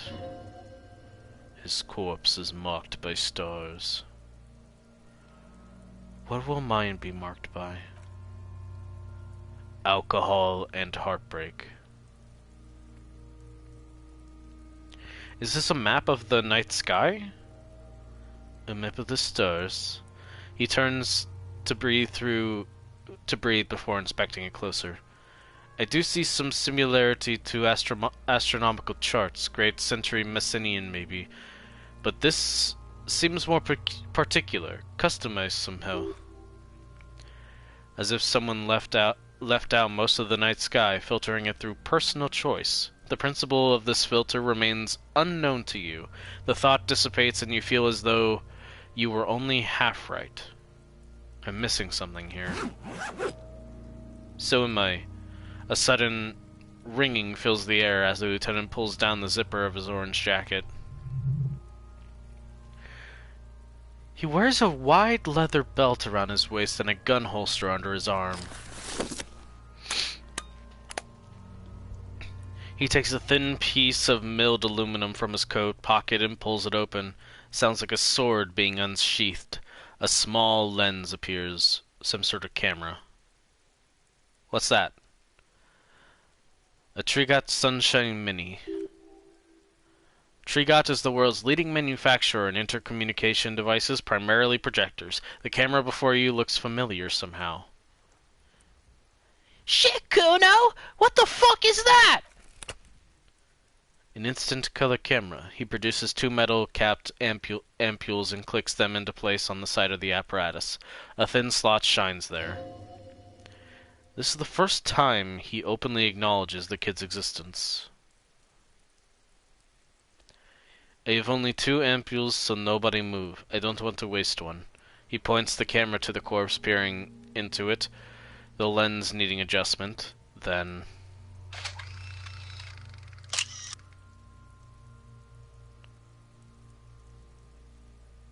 Oh, honey, you're looking gorgeous.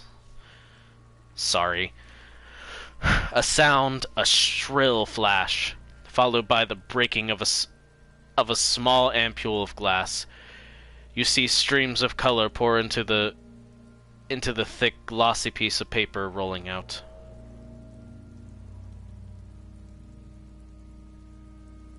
Good. I would love to stream this forever because I want to read all of the things. The point is that I read like all of it because I'm horrible.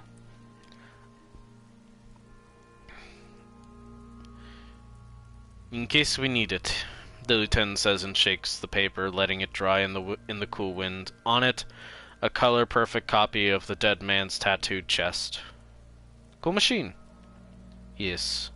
He slides the camera close and tucks it away on his belt. It is pretty cool, isn't it? There's only one ampule left. Use it wisely. What do we need this photo for? It contains insight to the victim's person. By his build, I'd say this was a man of physical violence. The story he wanted his body to tell was important to him. It is his letter to us. Someone should decipher it. We'll need to show it around. Can I have it? I should look at it later without the corpse smell. Sure. Just don't lose it. He hands you the piece of rolled up photo paper. It's no larger than a pack of cigarettes. The glassy-eyed corpse looks by, his mouth mute and his skin as colorful as the chemical rainbow on the photo paper, teeming with opportunistic organisms. If acquired an interactable item, investigate this item further by going into the Interact tab in your inventory. Look him in the eye. No, not yet. The material appears to be ceramic. Its clean white stands in stark contrast to the decaying flesh above the knee. The man wore thick polymer socks, probably for padding. A fine array of interlocking plates covers them. Delicate and fragile, they feel alien to the world around you, out of place somehow. These are clearly not boots, they're armor, possibly part of a larger set. These aren't boots, are they? This is the armor he was stripped of. Indeed. With his notebook under his arm, the lieutenant crouches to inspect the soles. Technically speaking, these are sabatons, not boots. What kind of armor is this exactly? Ceramic plate, zirconium dioxide most likely. This is where the make would be. Where? Under the heel, Fairweather. He turns the boot slightly. Fairweather model T500 VE. I'm guessing that's vitreous enamel. This is advanced stuff.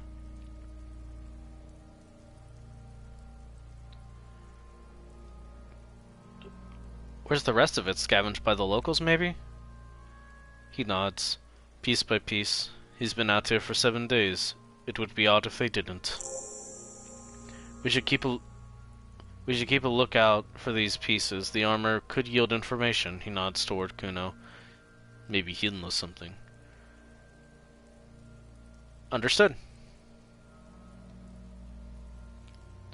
The material looks out of place here. It's expensive. Lieutenant draws a line in the condensation on the ceramic with his index finger. We've requested similar material for our tactical units for years now. The constabularies deemed it too costly. In that time, we've lost 6 men to semi-automatics. How much are we talking about? For a full set, about 4 years of wages. For the northwest region of Rabasal, an officer's average yearly income is 5,500 real, unadjusted for rank.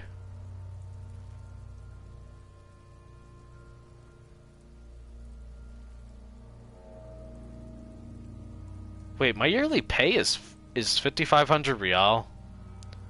Not too much, yes.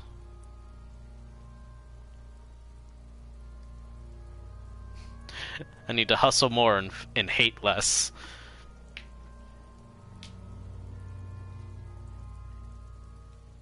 Oh, I didn't think I would. I mean, in part getting the legs is like I imagine like getting all the pieces would probably do something akin to like making you immune to damage or something. But for one, to get the boots, like you're gonna have to loot the corpse and stuff. So like I totally get I'm probably not gonna get this on my first try. This is fun. This is a game that's probably gonna be good to come back to every once in a while, just for like maybe not like once a year, but like do another playthrough at some point for fun.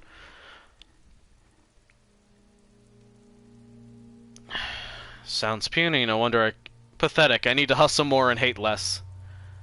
I have no idea what that means. How could this man afford such expensive hardware? That's for us to find out. My initial report on the area suggests he was a security guard for the harbor company, but that's just hearsay. Initial report? Just something I scraped together from my station. An area report on Martinez. I'm sure you did the same. He's not actually sure of that. He's just being tactful. These look pretty advanced for a security guard. I agree. This equipment is way beyond what a guard can afford.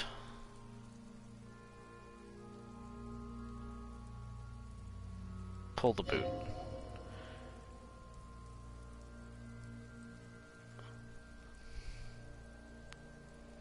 It's fun to replay. My first playthrough had high encyclopedia blue skills, and my second playthrough high purple empathy, low blue. Oh! Better to not even try.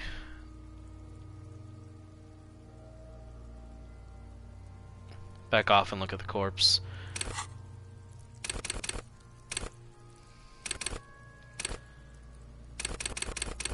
I'm medium I'm like fairly high but not super high on everything except for physique. I'm okay at moving around. I'm like semi-dexterous, but if you try to make me do anything strong, I'm fucked.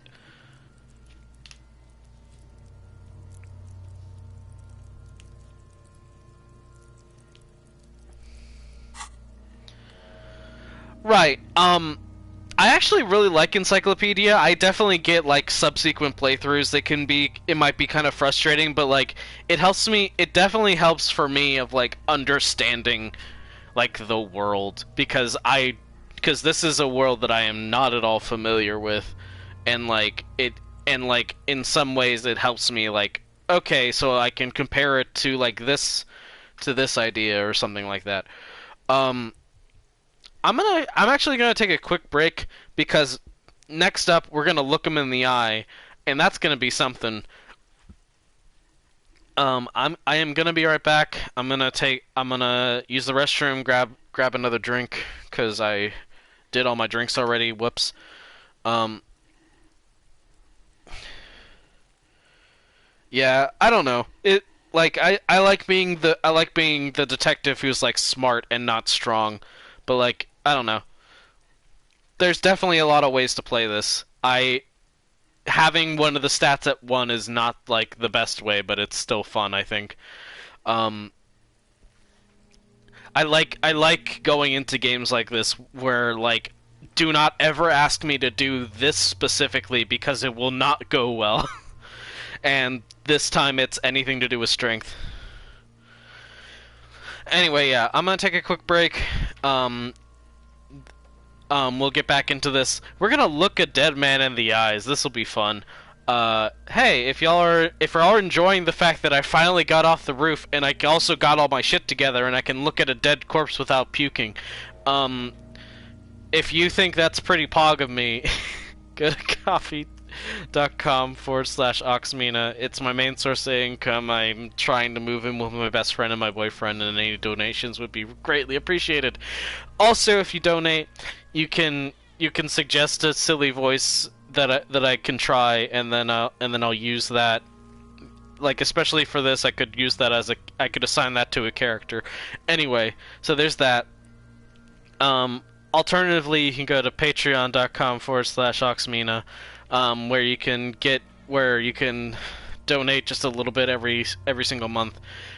If you pledge for $5 a month, you get access to exclusive content in the form of Patreon papers. Patreon papers are basically me taking things that I enjoy, such as TV shows and video games, and just kind of going on deep dives, and trying to make it at least entertaining or engaging, but just otherwise just talking about stuff. The next paper is gonna be on Remnant and how like a lot of the worlds in that game have interesting like dynamics in terms of like there are people in power and they're not, and it's not good that they're in power. It's always like fucked up power struggles in a way.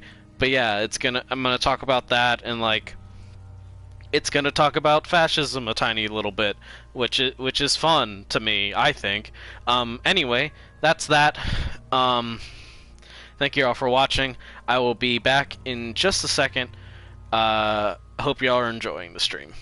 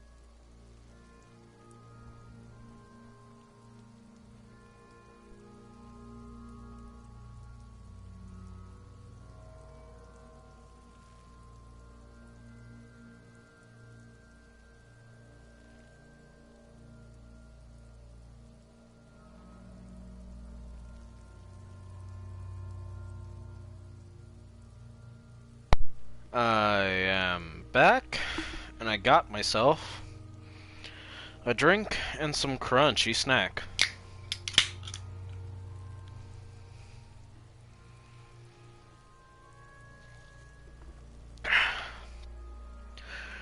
The cadaver slowly twists on the cargo belt, his torso covered in tattoos, and extremities blotched. I got it. I can do this. I'm an English major, etc. I can read, I promise. Blotched pink and blue. Look him in the eye. His eyes are milky white and blind to the world, protruding comically from their sockets. There is no one home, just aquatic terrors there. Dark brown hair grows on his head. His face is ready to explode from the organic processes inside. The death's head grin has passed. What remains is an unrecognizable mess. Underneath the curled meat there is an expression, not carried on his features, but below, inside, an expression of pleasure. This man was experiencing joy at the moment of his death.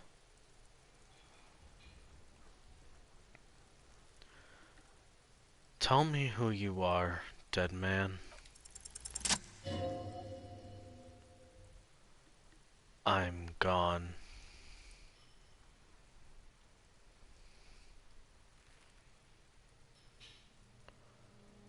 Where have you gone? Into the wild pale yonder. Where's that? In the past. Way out west. I can see you're gone, but who are you? I'm a joke. Look at me. There's nothing funny about you. You are now, but who were you when you were alive? A killer. A motherfucker and a killer.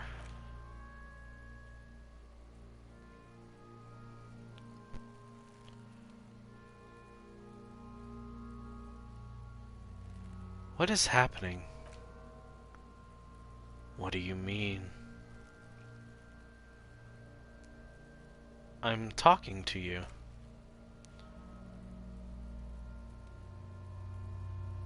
It's the power of your black, frothy liquid starts bubbling on his lips. Imagination. Yeah, man, don't be crazy. Inanimate objects and dead people can't really talk to you. Your wild imagination is doing this.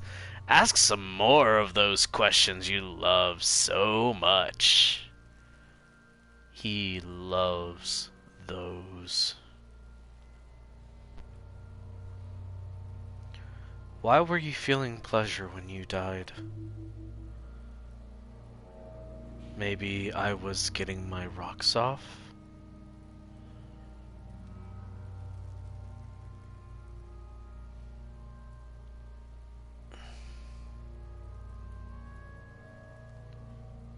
First, do you have to speak like that? What dialect is that anyway? It's a mishmash. You think I'm Messinian, don't you? For you, this is how people from Messina speak like. Are you sure? From Messina? No. My hair is too light a shade of brown. My eyebrows too. Trust your inner racist.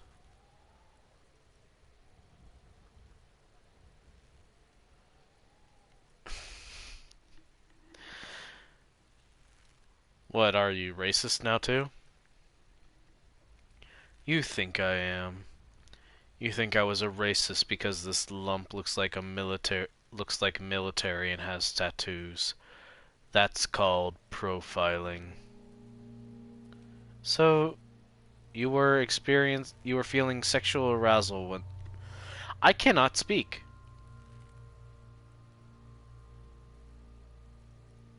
My voice does not wish to come from my mouth in a way that people can understand and translate into English.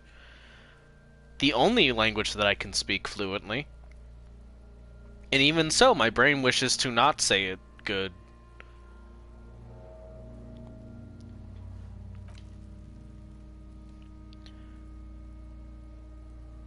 Do I look like an erotic auto-asphyxiation type to you? No. Captain, I fear we are drifting away, fixating on sexuality again. Let's go with a simpler question. He didn't choke himself. You know it. Why do I love questions so much? Because you're a copperoony. Look at all of them go. Do you want more questions? Yeah, give me questions. Here you go, you loony. Why do I feel like I've forgotten something terrible? Because you have... I hate you. You stink and you're boring. Do I remind you of someone?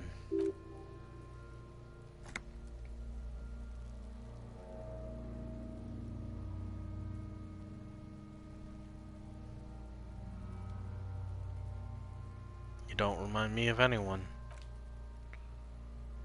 Sure I do. You just don't want to admit it. Enough. You can come back and look into this face anytime you want. Ask me your little questions fresh in your memory. Create associations. Remind yourself of your mortality, Copolopo.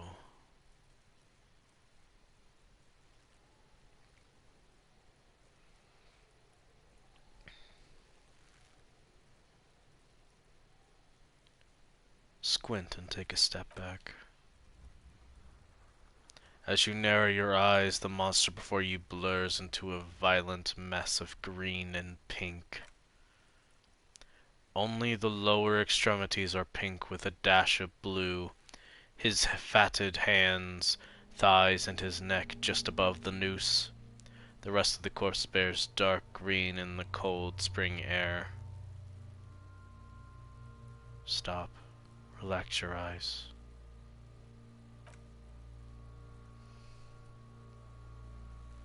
Hold on. I'm squinting, Kim? Why am I doing that? How should I know why you're squinting, officer?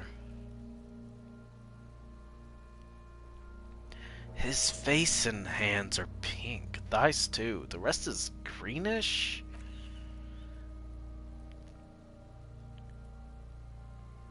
Oh. You're trying to assess lividity. The monster comes back into focus, an explosion of color coursing with dark, marbled veins. His stomach appears pregnant with something. Black liquid streams down his thigh and onto his boot.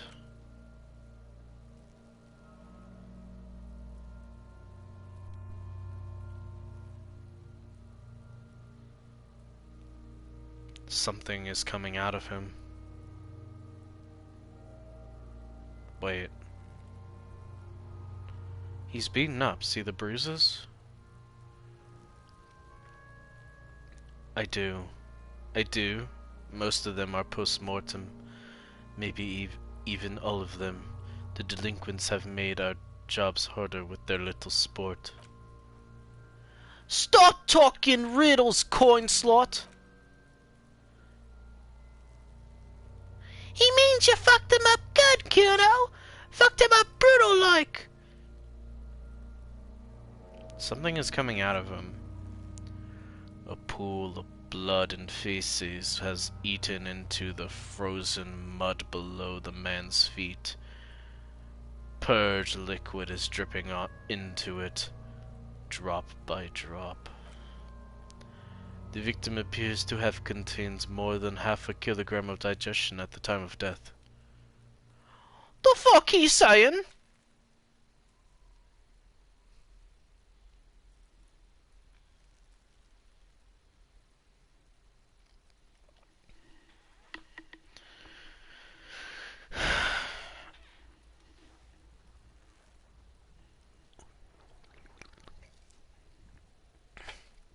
Maybe he went to the toilet sometime before death. Maybe. He doesn't really want to dwell on it too long.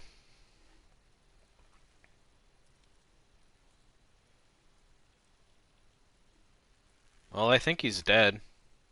I agree. There are crow's feet in his eyes. He's laughing silently.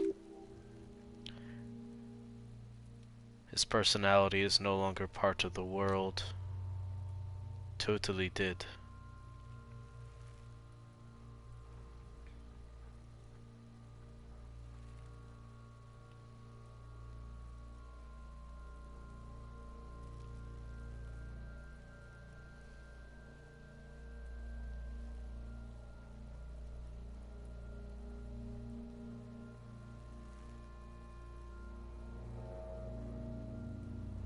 The world no longer stores his personality in its composition. There was a time for that, and it ended 7 days ago. He nods in agreement with this advanced piece of conceptualization. Having mulled it over, the lieutenant says, "That sounds about right, yes." I don't know what to think. What do you think? I think he was upright immediately after death. Blood has gathered in his hands and feet and his neck. The noose acted like a tourniquet, keeping the blood in his head.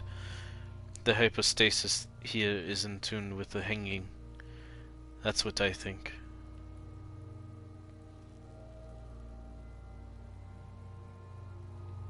Could it still be he was moved after death?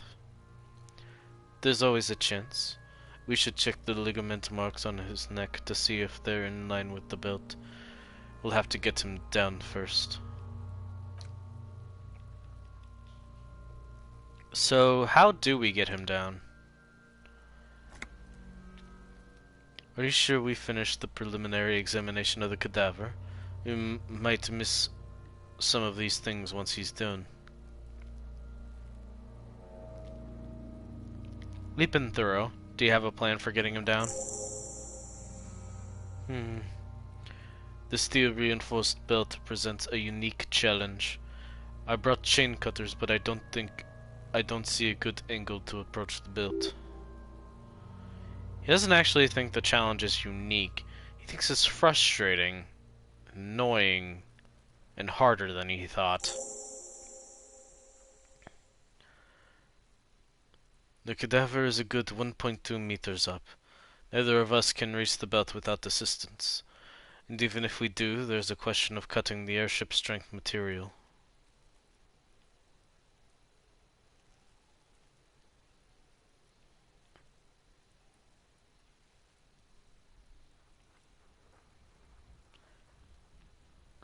We could saw the branch. Climb up there and saw the branch. Yeah, it seems dangerous. There has to be a less risky way, with less falling down off trees.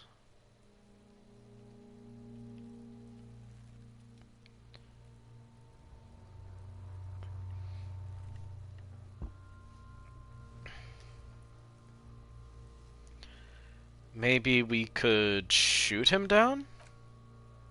Yeah! The enthusiasm is unrestrained. Bang bang time, pigs! Shoot his head off! How?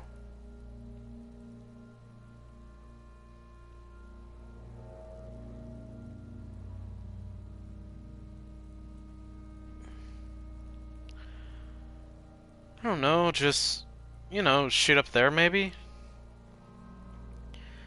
Yes. The buckle, where it ties the cargo belt to the tree.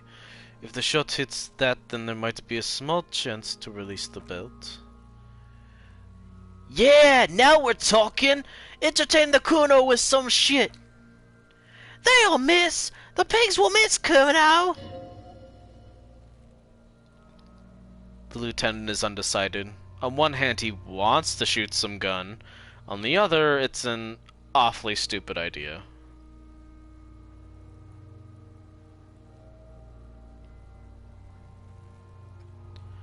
Actually, don't. It has bad idea written all over it.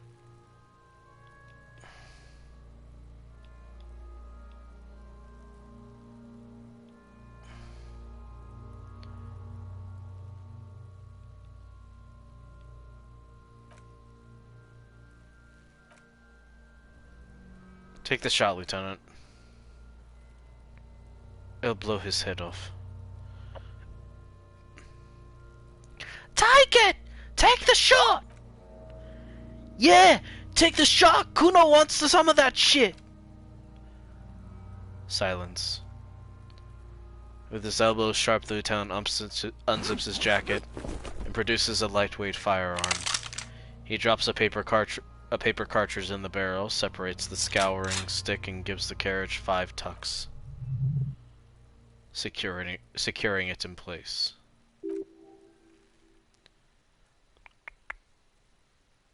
Ascetic, frugal, one of the most common firearms in the world.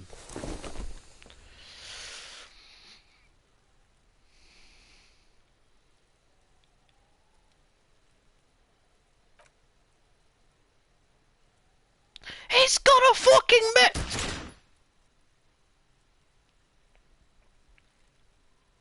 The kid's voice is drowned in a shrill blast that echoes off the walls of the surrounding tenements. A cloud of smoke slowly parts in the air as the lieutenant steps back and says to himself, "God damn it." He feels bad about it, about his eyes mostly just having bad eyesight, probably from a young age. Whatever you do, do not console him. Nope. Kuno could have hit easy! But then, Kuno's not fucking handicapped, is he?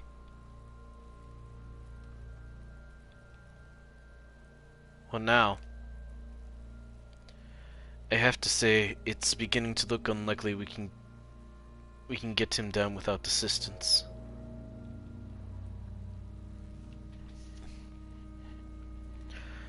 Can I have the gun? I should try. It's bad as it is, us shooting firearms like punks. He pauses, then shrugs and proceeds to load the pistolet.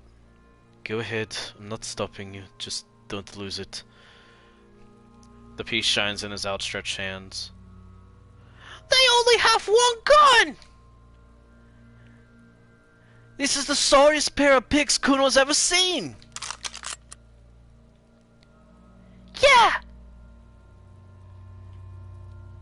Take it and shoot yourself in the mouth! Feel the weight first. The cold piece of bakelite and gunmetal is surprisingly light. Your finger fits right through the guard, instinctively resting on the trigger. The fuck are you waiting for, Kuno? Tell him to shoot. No. The buckle comes into focus in your sights. You stand with your feet planted firmly in the ground and your left hand supporting your gun arm.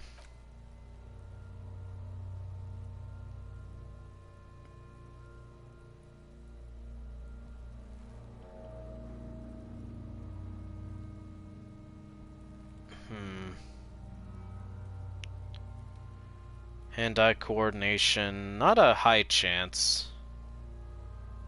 Don't do that! Close your left eye first.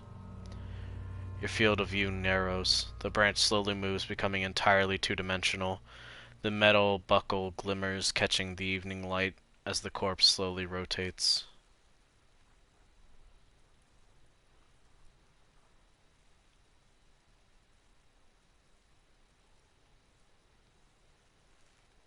don't think that's gonna help me.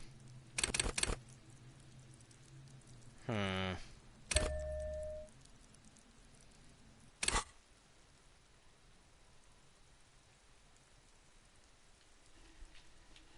I'm fine with adding. I'm fine with spending that point. What do you think? I'm not sure though.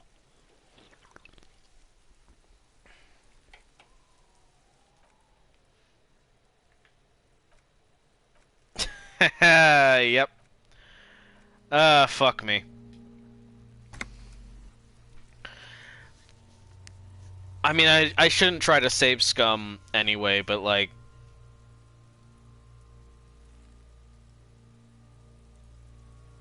Hmm.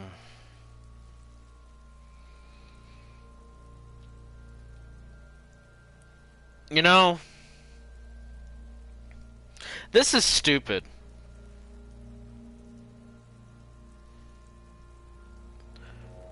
I'm gonna do it. Gonna give it a try. That didn't look like the nice color.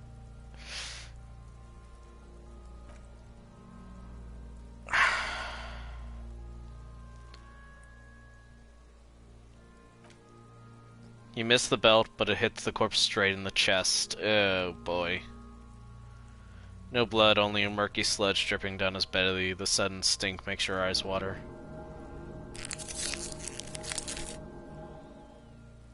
Oh my god, he's gonna...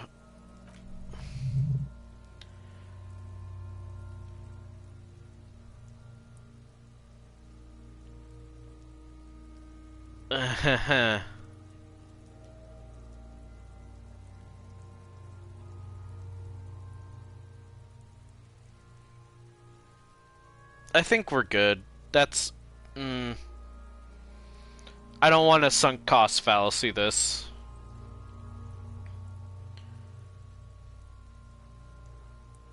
I agree. Police work is overrated. It is trying and stressful. However, it is still our job to get the dead body down from the tree. It's not the gun's fault you can't shoot. It's your pig hands. Pigs don't have hands. They have like fucking hoofs or something. Kuno has hands. He displays his little fingers. They're pink. Kuno can shoot that shit down for you.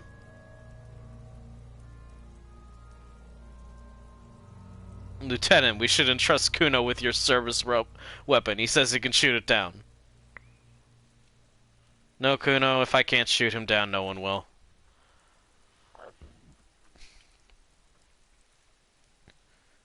God, this girl is just a rainbow of slurs. We still need to get him done somehow. His tone is growing tired now. The stench makes him turn away from the corpse. But how? The bad way. The way I didn't want us to. By asking the harbor for help, they have tools and the men. If they put him up there, they can take him down too.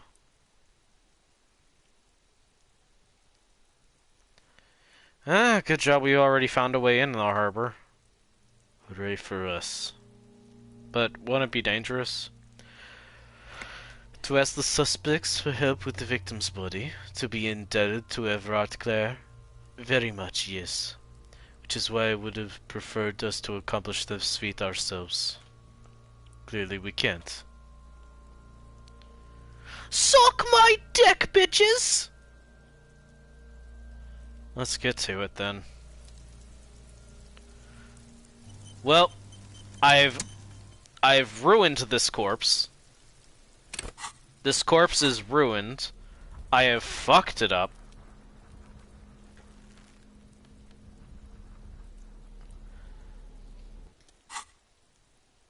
Photo of tattoos, intricate web of blue lines. This kind of looks like a map, but something's not right. What's the meaning of this tattoo? For you to discover, you've gotten as far as you will without assistance. Someone close to the victim might know. Someone who knows about history could tell you.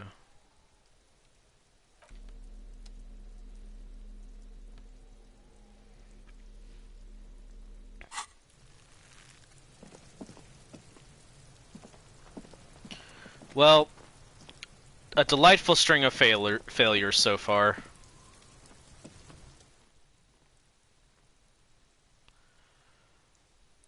Might as well give it a try. We can always add to physical instrument.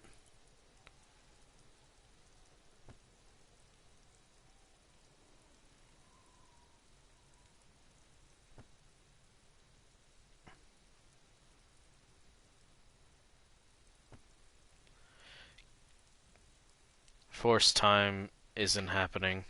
You've jammed the pry bar under the lid, but it just isn't bending.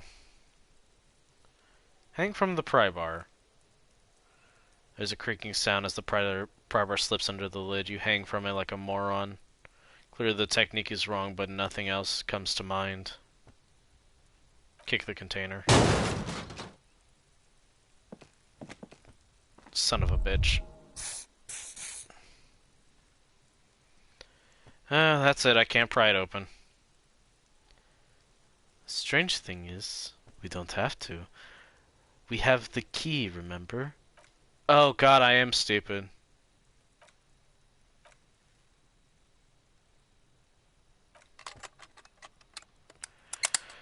With a well crack, the lock pops open. That was just a waste of attempts and a thing.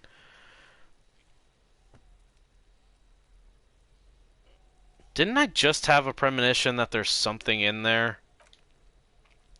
There is, but you won't like it. Sweat forms on your brow. Your hand is still on the lid. Open the lid. The smell of rotten food rises to greet you. You see soggy cartons, dirty rags, and organic waste. We're just in time. This hasn't been emptied for over a week.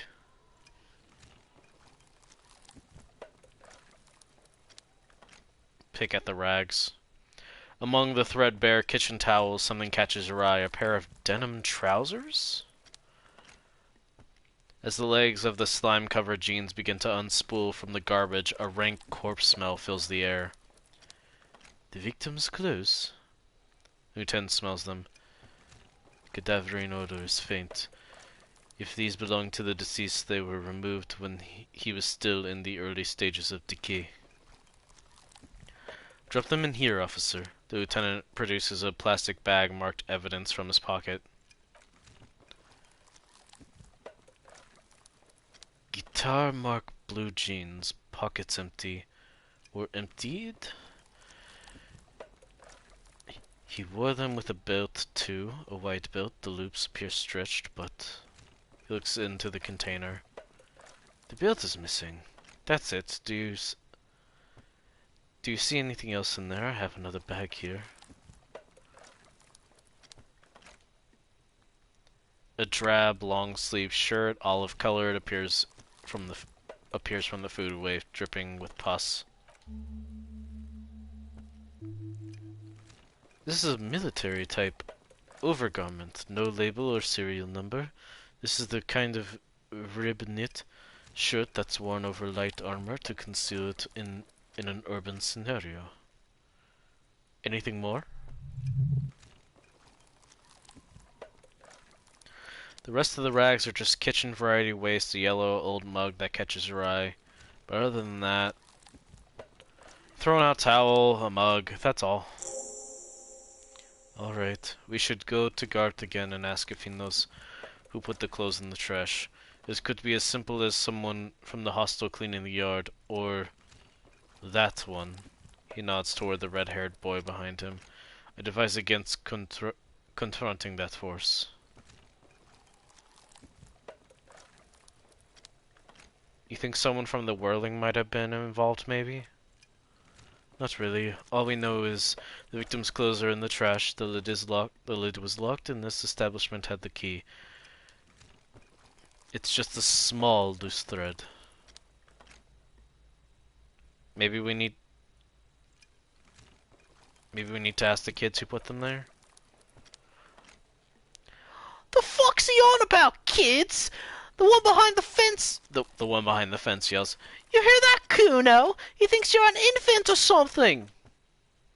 See? Okay. Lieutenant nods and looks back to the trash container.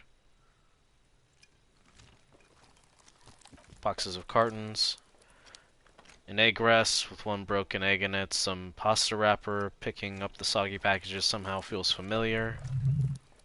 You've done this before. The movements are recorded in your elbows. The methodology in your fingers. You're used to this. Used to what? Dumpster diving? No, searching for evidence in the trash. Dive further. A box falls into pieces in your hands. Batiste Soleil cereal. There are plastic pasta packages below and turbo noodles. Nothing of note, however. Search the food waste. It's just organic waste, cold and slimy in your hands, apple and potato peels mostly, unidentified sludge, and the occasional chicken bone thrown in for good measure. But hey, nothing. It's nothing. Nothing more to see here. What's this? What? A blue piece of plastic sticks out from the apple peels. It's shiny. Looks like the corner of something. A clipboard! A blue plastic clipboard with moist papers hanging from it. They look badly damaged, but you can still make out forms and notes, written in a man's handwriting.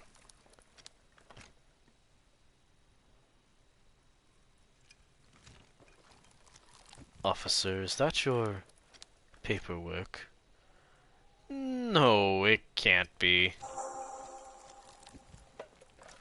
Yes, it is. He points to it. This plastic has the Elysium street grid on it. You've even got an autopsy form. A miserable-looking slip of paper sticks to the board. If you don't mind my asking, how could you have let your paperwork end up in the trash?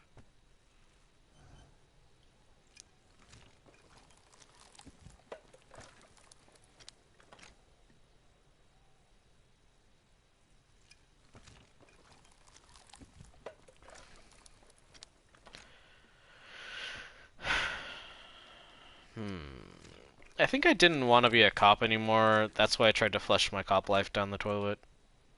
Well, he doesn't know what to say. His eyes express a rare condolence. Then he picks it up. Lucky we found it. You should take stock of what remains, just to be sure some has not made it into the hands of the RCM's adversaries. Organized crime and the like. There might have been police secrets in your notes. Okay, I'll do that.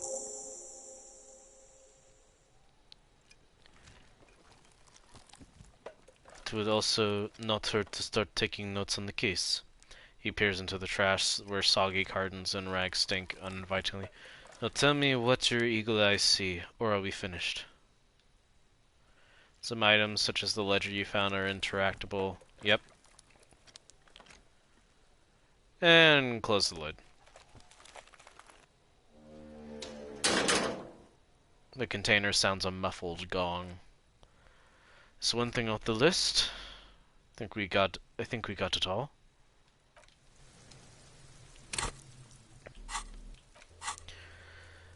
So I kind of want to get rid of Mazovian socioeconomics because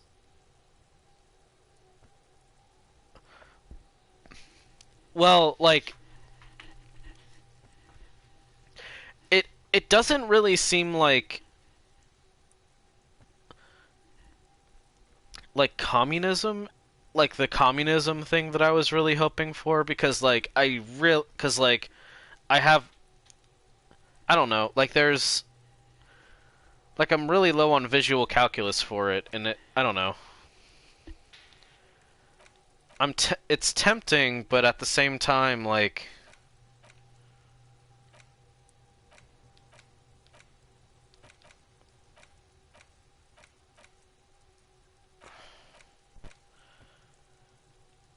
think I might just open up another one and then put in The Lonesome Long Way Home for now.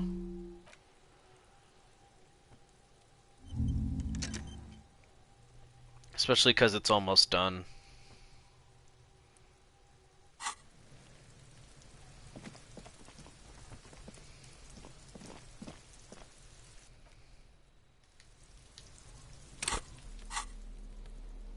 Want to unequip that.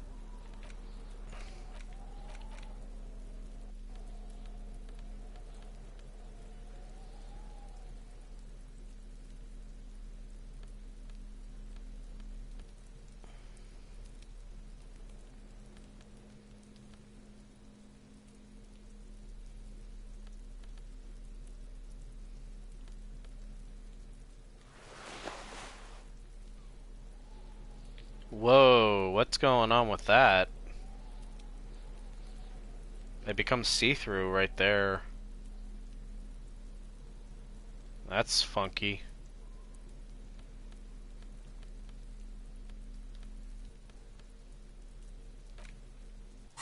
Alright. We have finally looked at the fucking body. It did not go well because I super could not open the dude. I could not get that guy down. Unfortunate. At least we are not stuck on the roof. It's good to not be stuck on the roof. I enjoy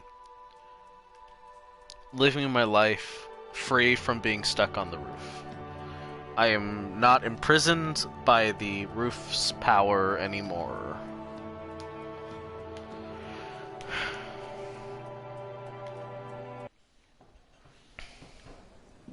Whoa, people.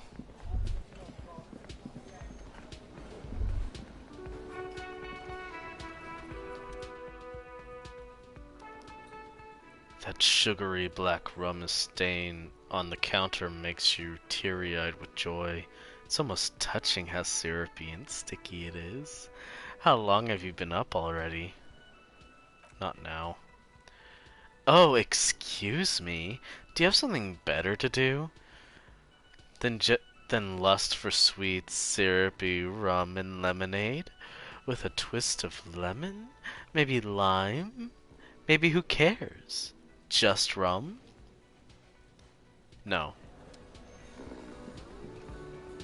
Who are you? It's all about money, you know. I guess so, sir.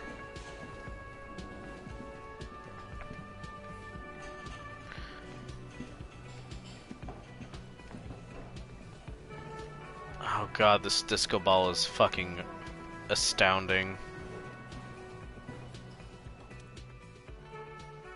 Can I help you? Here's your trash container key. Thanks. I hope you found what you were looking for. I found the victim's clothes. How strange. I certainly didn't put them there. Could someone on your staff have put them there? Sylvie has the keys before I got here, and I can vouch for her. I can vouch for all my staff. None of us would tamper with the crime scene. Who else has keys to the trash container?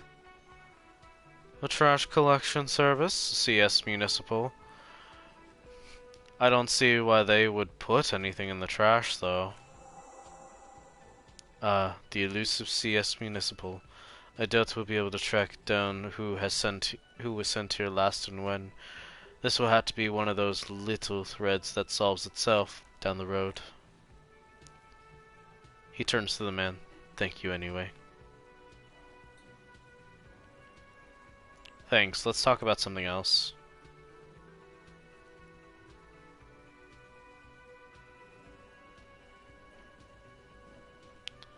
Gart, I saw another thing at the whirling.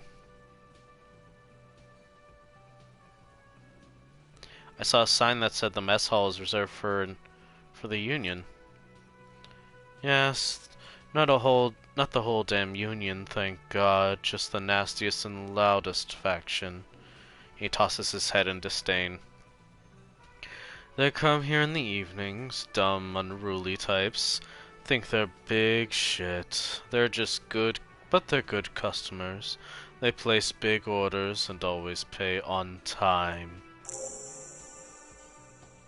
We should find out who this loud faction is occupying the booth. Loudness means talkative, and we need info. How do we find them?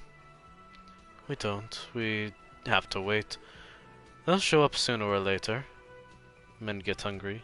Even men on strike. You glance at the clock on the wall behind the manager.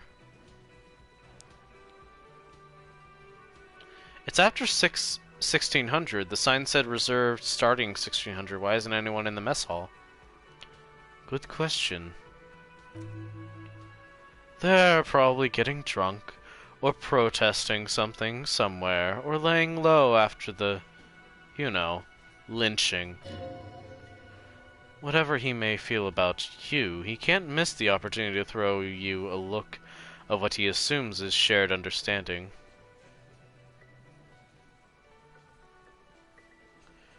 Nod sagely, yes, I think I see.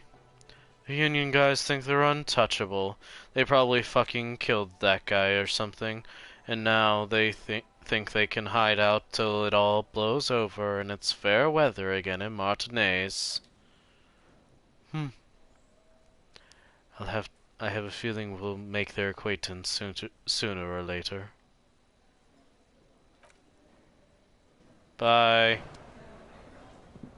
I can't give him...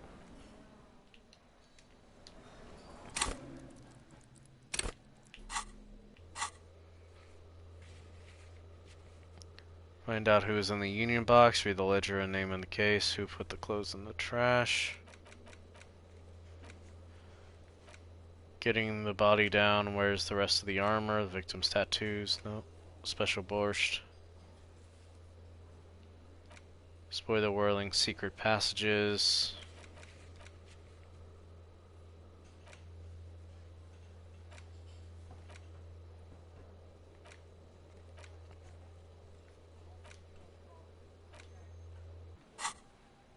Okay, that didn't help.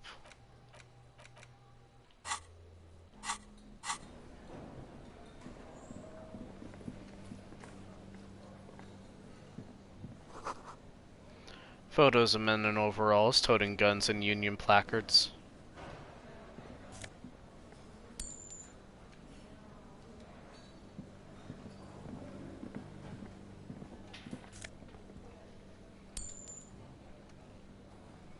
I'm so glad taking money has no consequences, apparently.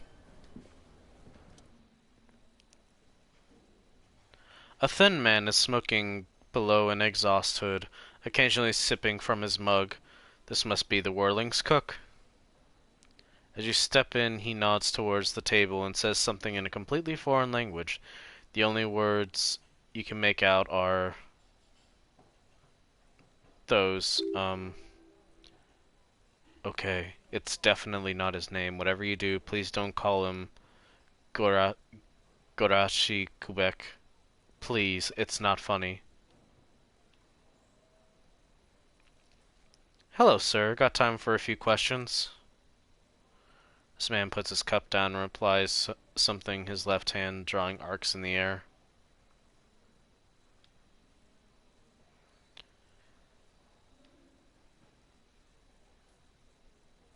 Leo said you're friends with Manana, is that true? The mention of Manana gets his attention. He smiles and delivers a whole slew of unfamiliar words and lively gestures. Then he falls silent again. They're friends.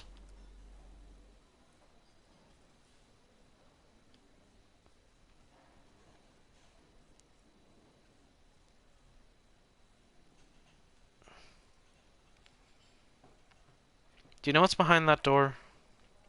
He looks up at you, then looks away quickly, shrugging and muttering something to himself. Shrugging is an international sign for no, I don't know what's behind that door.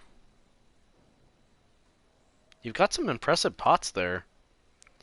He smiles and bangs his ladle against each of his pots in turn. It's almost like music, especially with the sounds of assorted dishes boiling and simmering on the stove. What is in that borscht you're making there? The man says a couple of sentences in that strange language of his, then seems to wait for you to speak. I'm pretty sure he asked you a question. He doesn't know your language. You can just say something cool.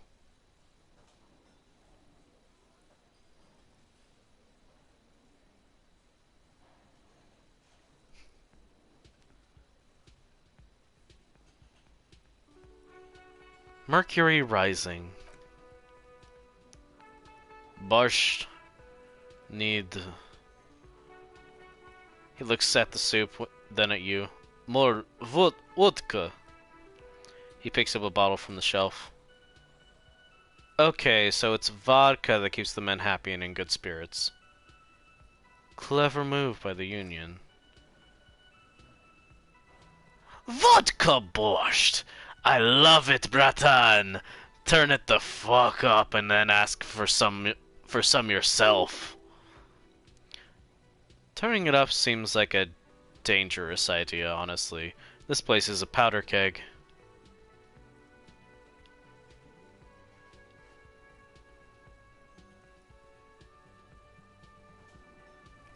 I'll leave the cooking to you. I have business. The cook gives you a long, inspecting look, then shrugs, too, and seems to wait for you to speak. I don't think I need anything else. Stay masculine. Okay, so they're a little bit of alcohol to the borscht. I'm not sure that's...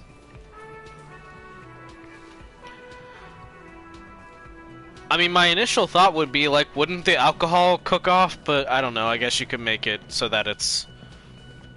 So that's pretty,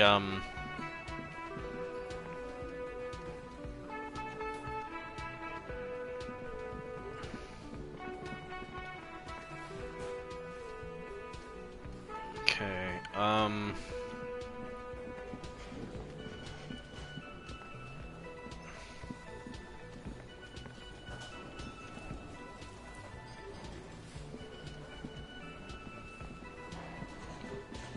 suppose we could go upstairs.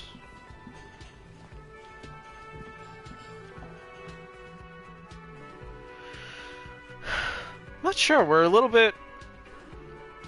We don't really have a ton of threads at the moment.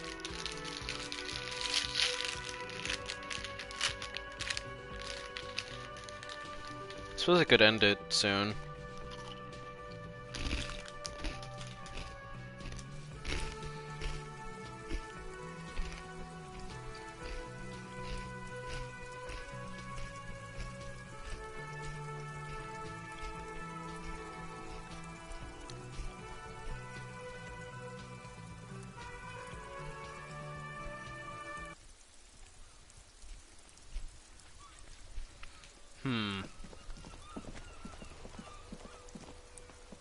Wait, what's...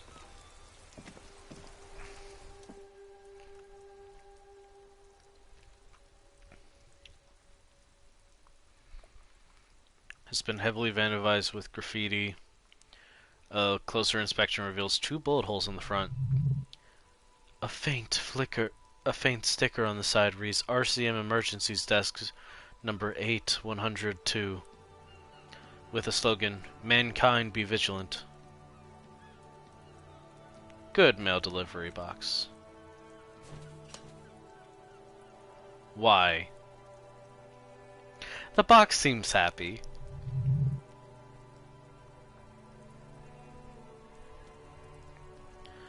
Eat shit, pig. Fucked by the CUNN. Saint G with a crown have been scribbled. Jenny is a whore.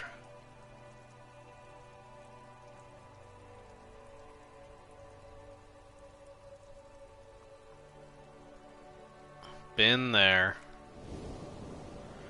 Yay! The mail collection box seems cathartic, thankful even. So do you. You shudder, then you swallow. Bye.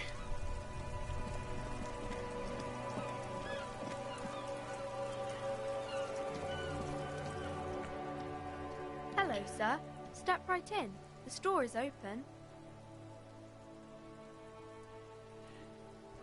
Hello. Are you interested in a new and exciting book?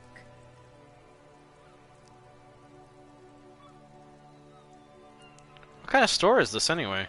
It's a bookstore, sir. We sell books, postcards, and some board games. It's called Crime, Romance, and Biographies of Famous People.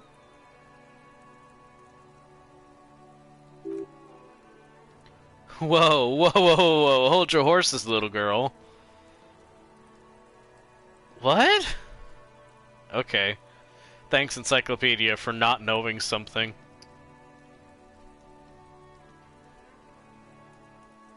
Don't be ridiculous, I know all these. Don't you sass me. Sir, are you okay? You've been standing here silently for a while now. Is it okay if I ask you some questions? Okay, sir. I'll try to answer any questions you have. I hope they're about books.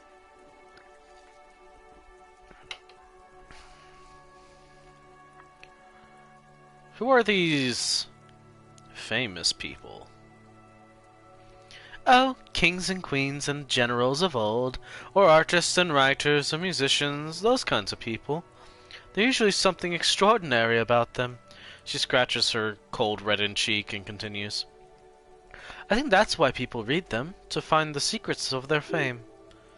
Seems like most people who read those books fail to get more famous from reading them. Right, I had a different question in mind. Okay, that's enough. See ya.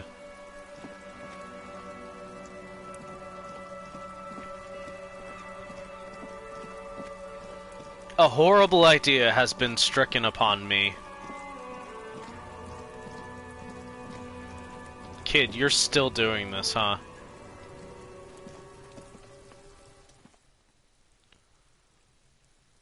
Fuck does Kuno care?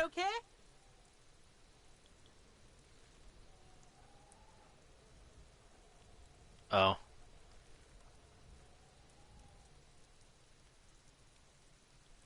Hey Kuno, I found your shack. You found Kuno's secret door to Kuno's secret shack? It was closed for 5,000 years. How the fuck did you get in?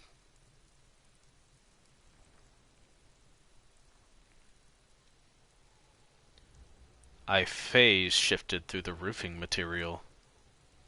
Shit! Get the fuck out of here! You can't do that! He can't do that, Kuno! He's trying to fuck you! He's trying to fuck at you again! Pigs can't displace, can't do that teleport shit! He says to himself, then turns to you. How do you like it, pig old boy? Kuno's got a lot of cool shit there, right?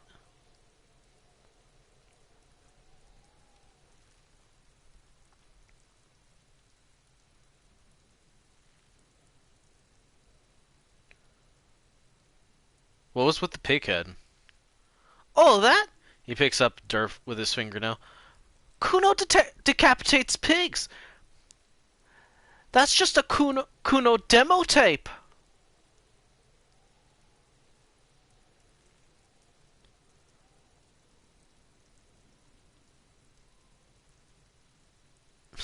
Cool pig head. I liked it. I got one too. This one. It's shit. What? What is this shit? Fucking on yourself? This is weird level shit. Kuno doesn't go there. Fuck your shit back to normal. What is this? What is this? I can't. I'm trying to be quiet now because it's late. Well played. No one saw that coming. What's with the tube of Magnus Salam, Kuno?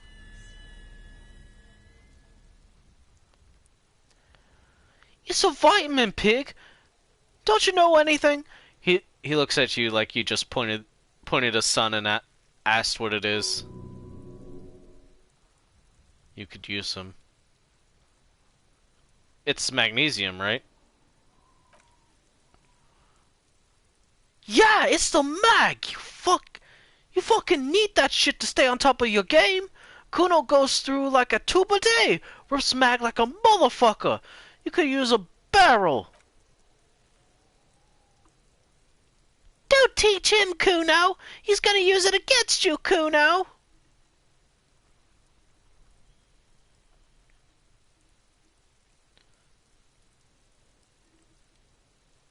I know all about magnesium.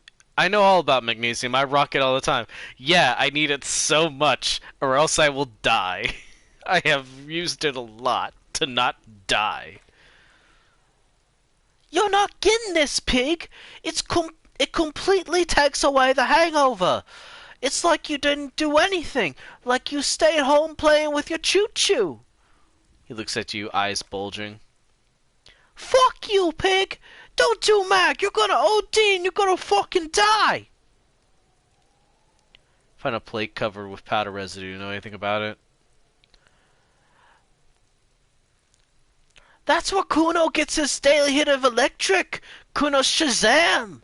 Kuno rides the fucking lightning in there, pig! Bet you'd like to ride the lightning too, wouldn't you? You feel tired and old, but you could have that sparkle in your eyes. I've heard enough.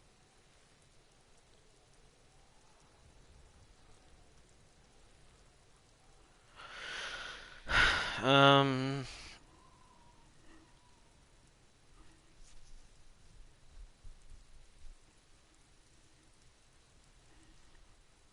have more questions about the crime scene.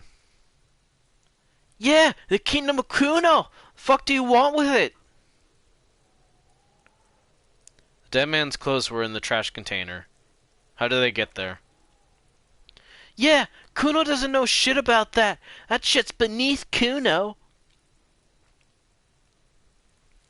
I need to know. It could be a lead in the investigation. Someone may have tampered with the murder scene. Listen! Kuno doesn't care about this small-time shit. Just listen, Kuno saw what you did there, dumpster diving, sad shit. Kuno could hook you up with some sweet rags, shit like Kuno's wearing. Your size, good price, 500 real. You have to be blind not to notice the giant white letters FALN running down his trouser leg.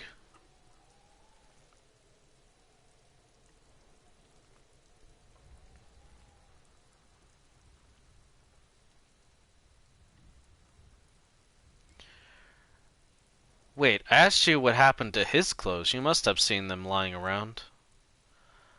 Look, Kuno ain't seen shit lying around, except for that guy over there. Points to the cadaver. Now you want performance gear or not, Grandpa? The lieutenant remains silent, but his expression couldn't say "I told you so" any louder. Alright, entertain me. What's so great about these pants? Pig, these are found modulars. Liquid fit, performance crotch, urban survival shit. Made in Mirova by scientists. Pants scientists. Believe it, you need this shit. He unzips his jacket to give you a quick peek at the plastic wrapped pants. They are graphite black and look brand new. These could drastically improve your chances of survival in the urban wilderness. They will also make you into an idiot. I might be interested in the pants. Let's talk about this later. Alright, Piggo. His face lights up. Shit's rolling. Don't do business with the pig, Kuno. He's gonna steal all your money, Kuno. As you can see, nods toward the fence, Kuno and C don't trust you. Can't do business without trust. There's more to his distrust than being a pig. He feels threatened by something obscure in you.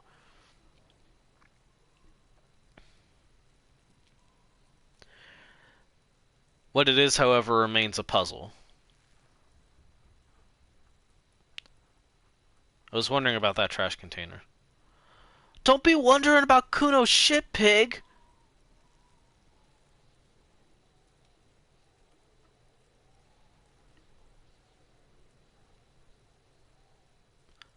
Purpose might have staffed something in there. Yes, yes, absolutely, absolutely. Why the fuck are you telling this shit to Kuno? Okay, I might have questions later.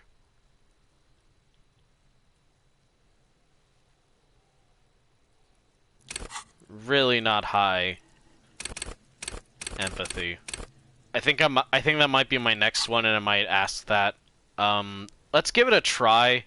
It sucks that I have a -1 since by accident.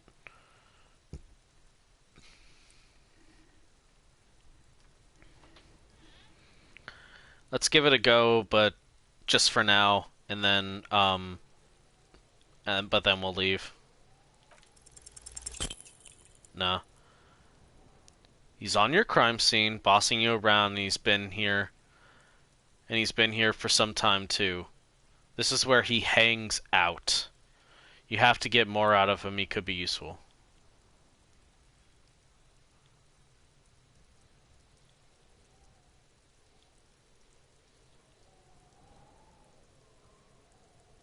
Kuno, City of Rage, Night City. What's going on here? I'm intrigued.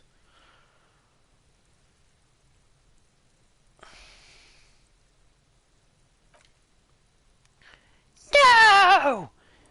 The evil shit behind the fence hacks like she's coughing up a fur ball.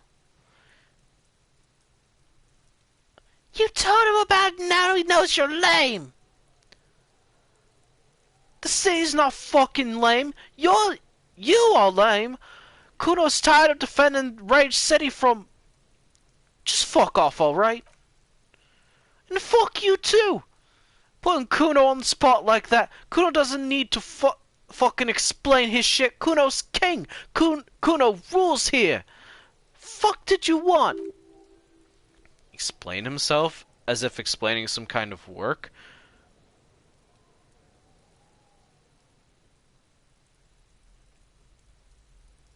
I'm intrigued. You must get to the bottom of this one of these days. Sadly, it's unlikely to happen today. Okay, well that's not working. Kuno doesn't fucking care. Hear that? Magnesium. That's what you're lacking. The lack of magnesium has you slouched. So there's a lack of magnesium in me? Yes, and it's critical. Look at yourself. You're practically devolving into a fish due to the lack of magnesium in your bloodstream. So I need to mag it sideways? Mag it sideways? What are you talking about? You need to mag it up. You probably had 2 heart attacks and a minor stroke already. The only prescription is insane amounts of magnesium. You're saying I need to become a magnesium-based life form? Yes, if you want to live, you need to evolve. You need to transcend the carbon barrier. Go to the apothecary and buy insane amounts of magnesium. It will reverse the damage in your circulatory system. Lonesome. Long way home. Well, we figured that out at least. Here we go. Home awaits. Walk past Station 41 and through the market, past the Boogie Street spearhead to the other side of the lake, the frozen eye at the center of the district. Then past the video rental store on the corner. There, at the end of a street lined with pine trees, a small house no larger than a matchbox. 11 Voyager Road. You no longer live there. Those times are gone. And so are those people. Why did you come here? Why are you still here? And where's the dealer? You have to get back to work. That's all you have now. Huh.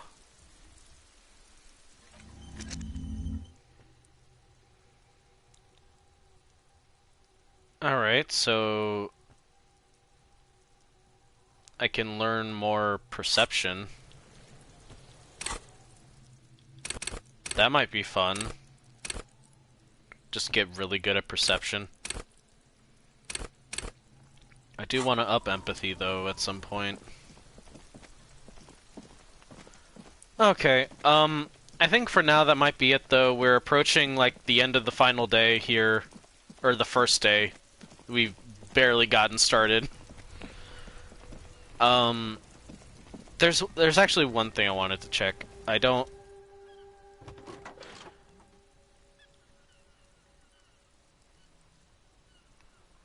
Hold the radio. Sylvie. Yes, hello? Hey Sylvie, it's the police again. I know it. I feel very rude asking her about this, but I think we have another question to ask her. Great.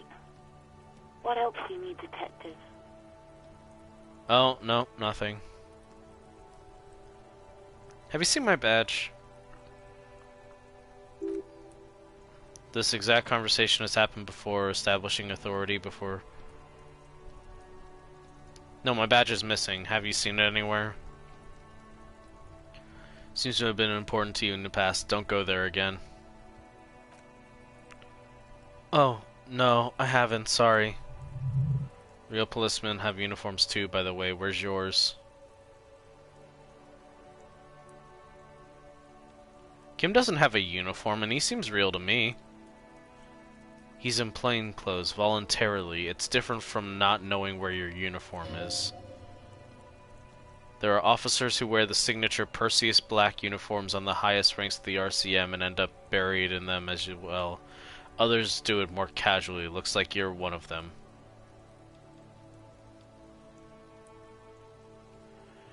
Hey, I found my patrol cloak earlier, but have you seen my policeman uniform? Uniform? I never saw you in any uniform. You had your things on, the disco things. Okay, thanks. Great.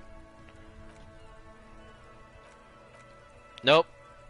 I didn't mean to do that. Goodbye. We're done.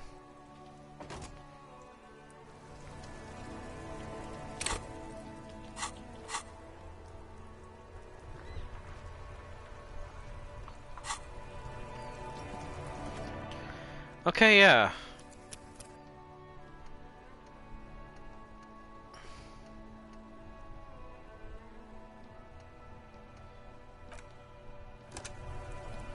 I think that's gonna be it for today. Thank you all for watching. I think it's been a fairly productive session. We're doing our best to solve a mystery, and I'm a fucking idiot sometimes. You see the links there, coffee.com/Loxmina and patreon.com/Loxmina. Any support you can throw my way would be super appreciated. Trying to move in with my best friend and my boyfriend would be super helpful if y'all could help. It's been a long time coming. I've been really trying.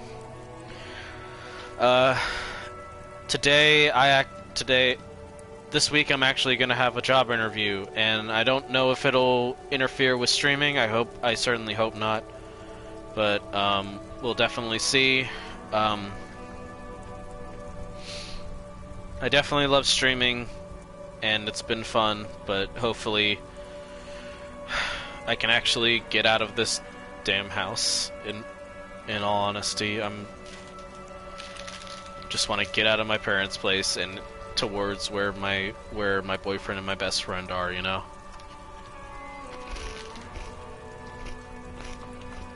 But anyway, thank you all for watching.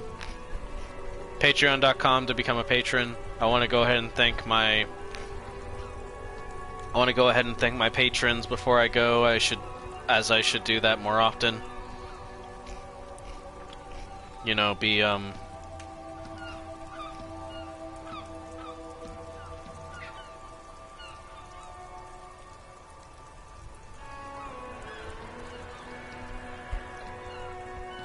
know, just a bit better. Thank you, Nep. Thank you, Nep. Thank you, Channel 47. And thank you, Jazzy, for being great and and supporting me each month. But yeah, I will see you all next time. Again, any support that you can send my way would be great, but know that you don't have to. We didn't die this time. That's another good attempt. We have not perished. Really fun to know that. Hope you all had a good time. I certainly did. I'm gonna go to bed soon, and I'm gonna try to treat my body with respect. And not stay up too late. Hope everyone has a good time. Take care of yourselves, and I'll see you in the next stream. Bye-bye now.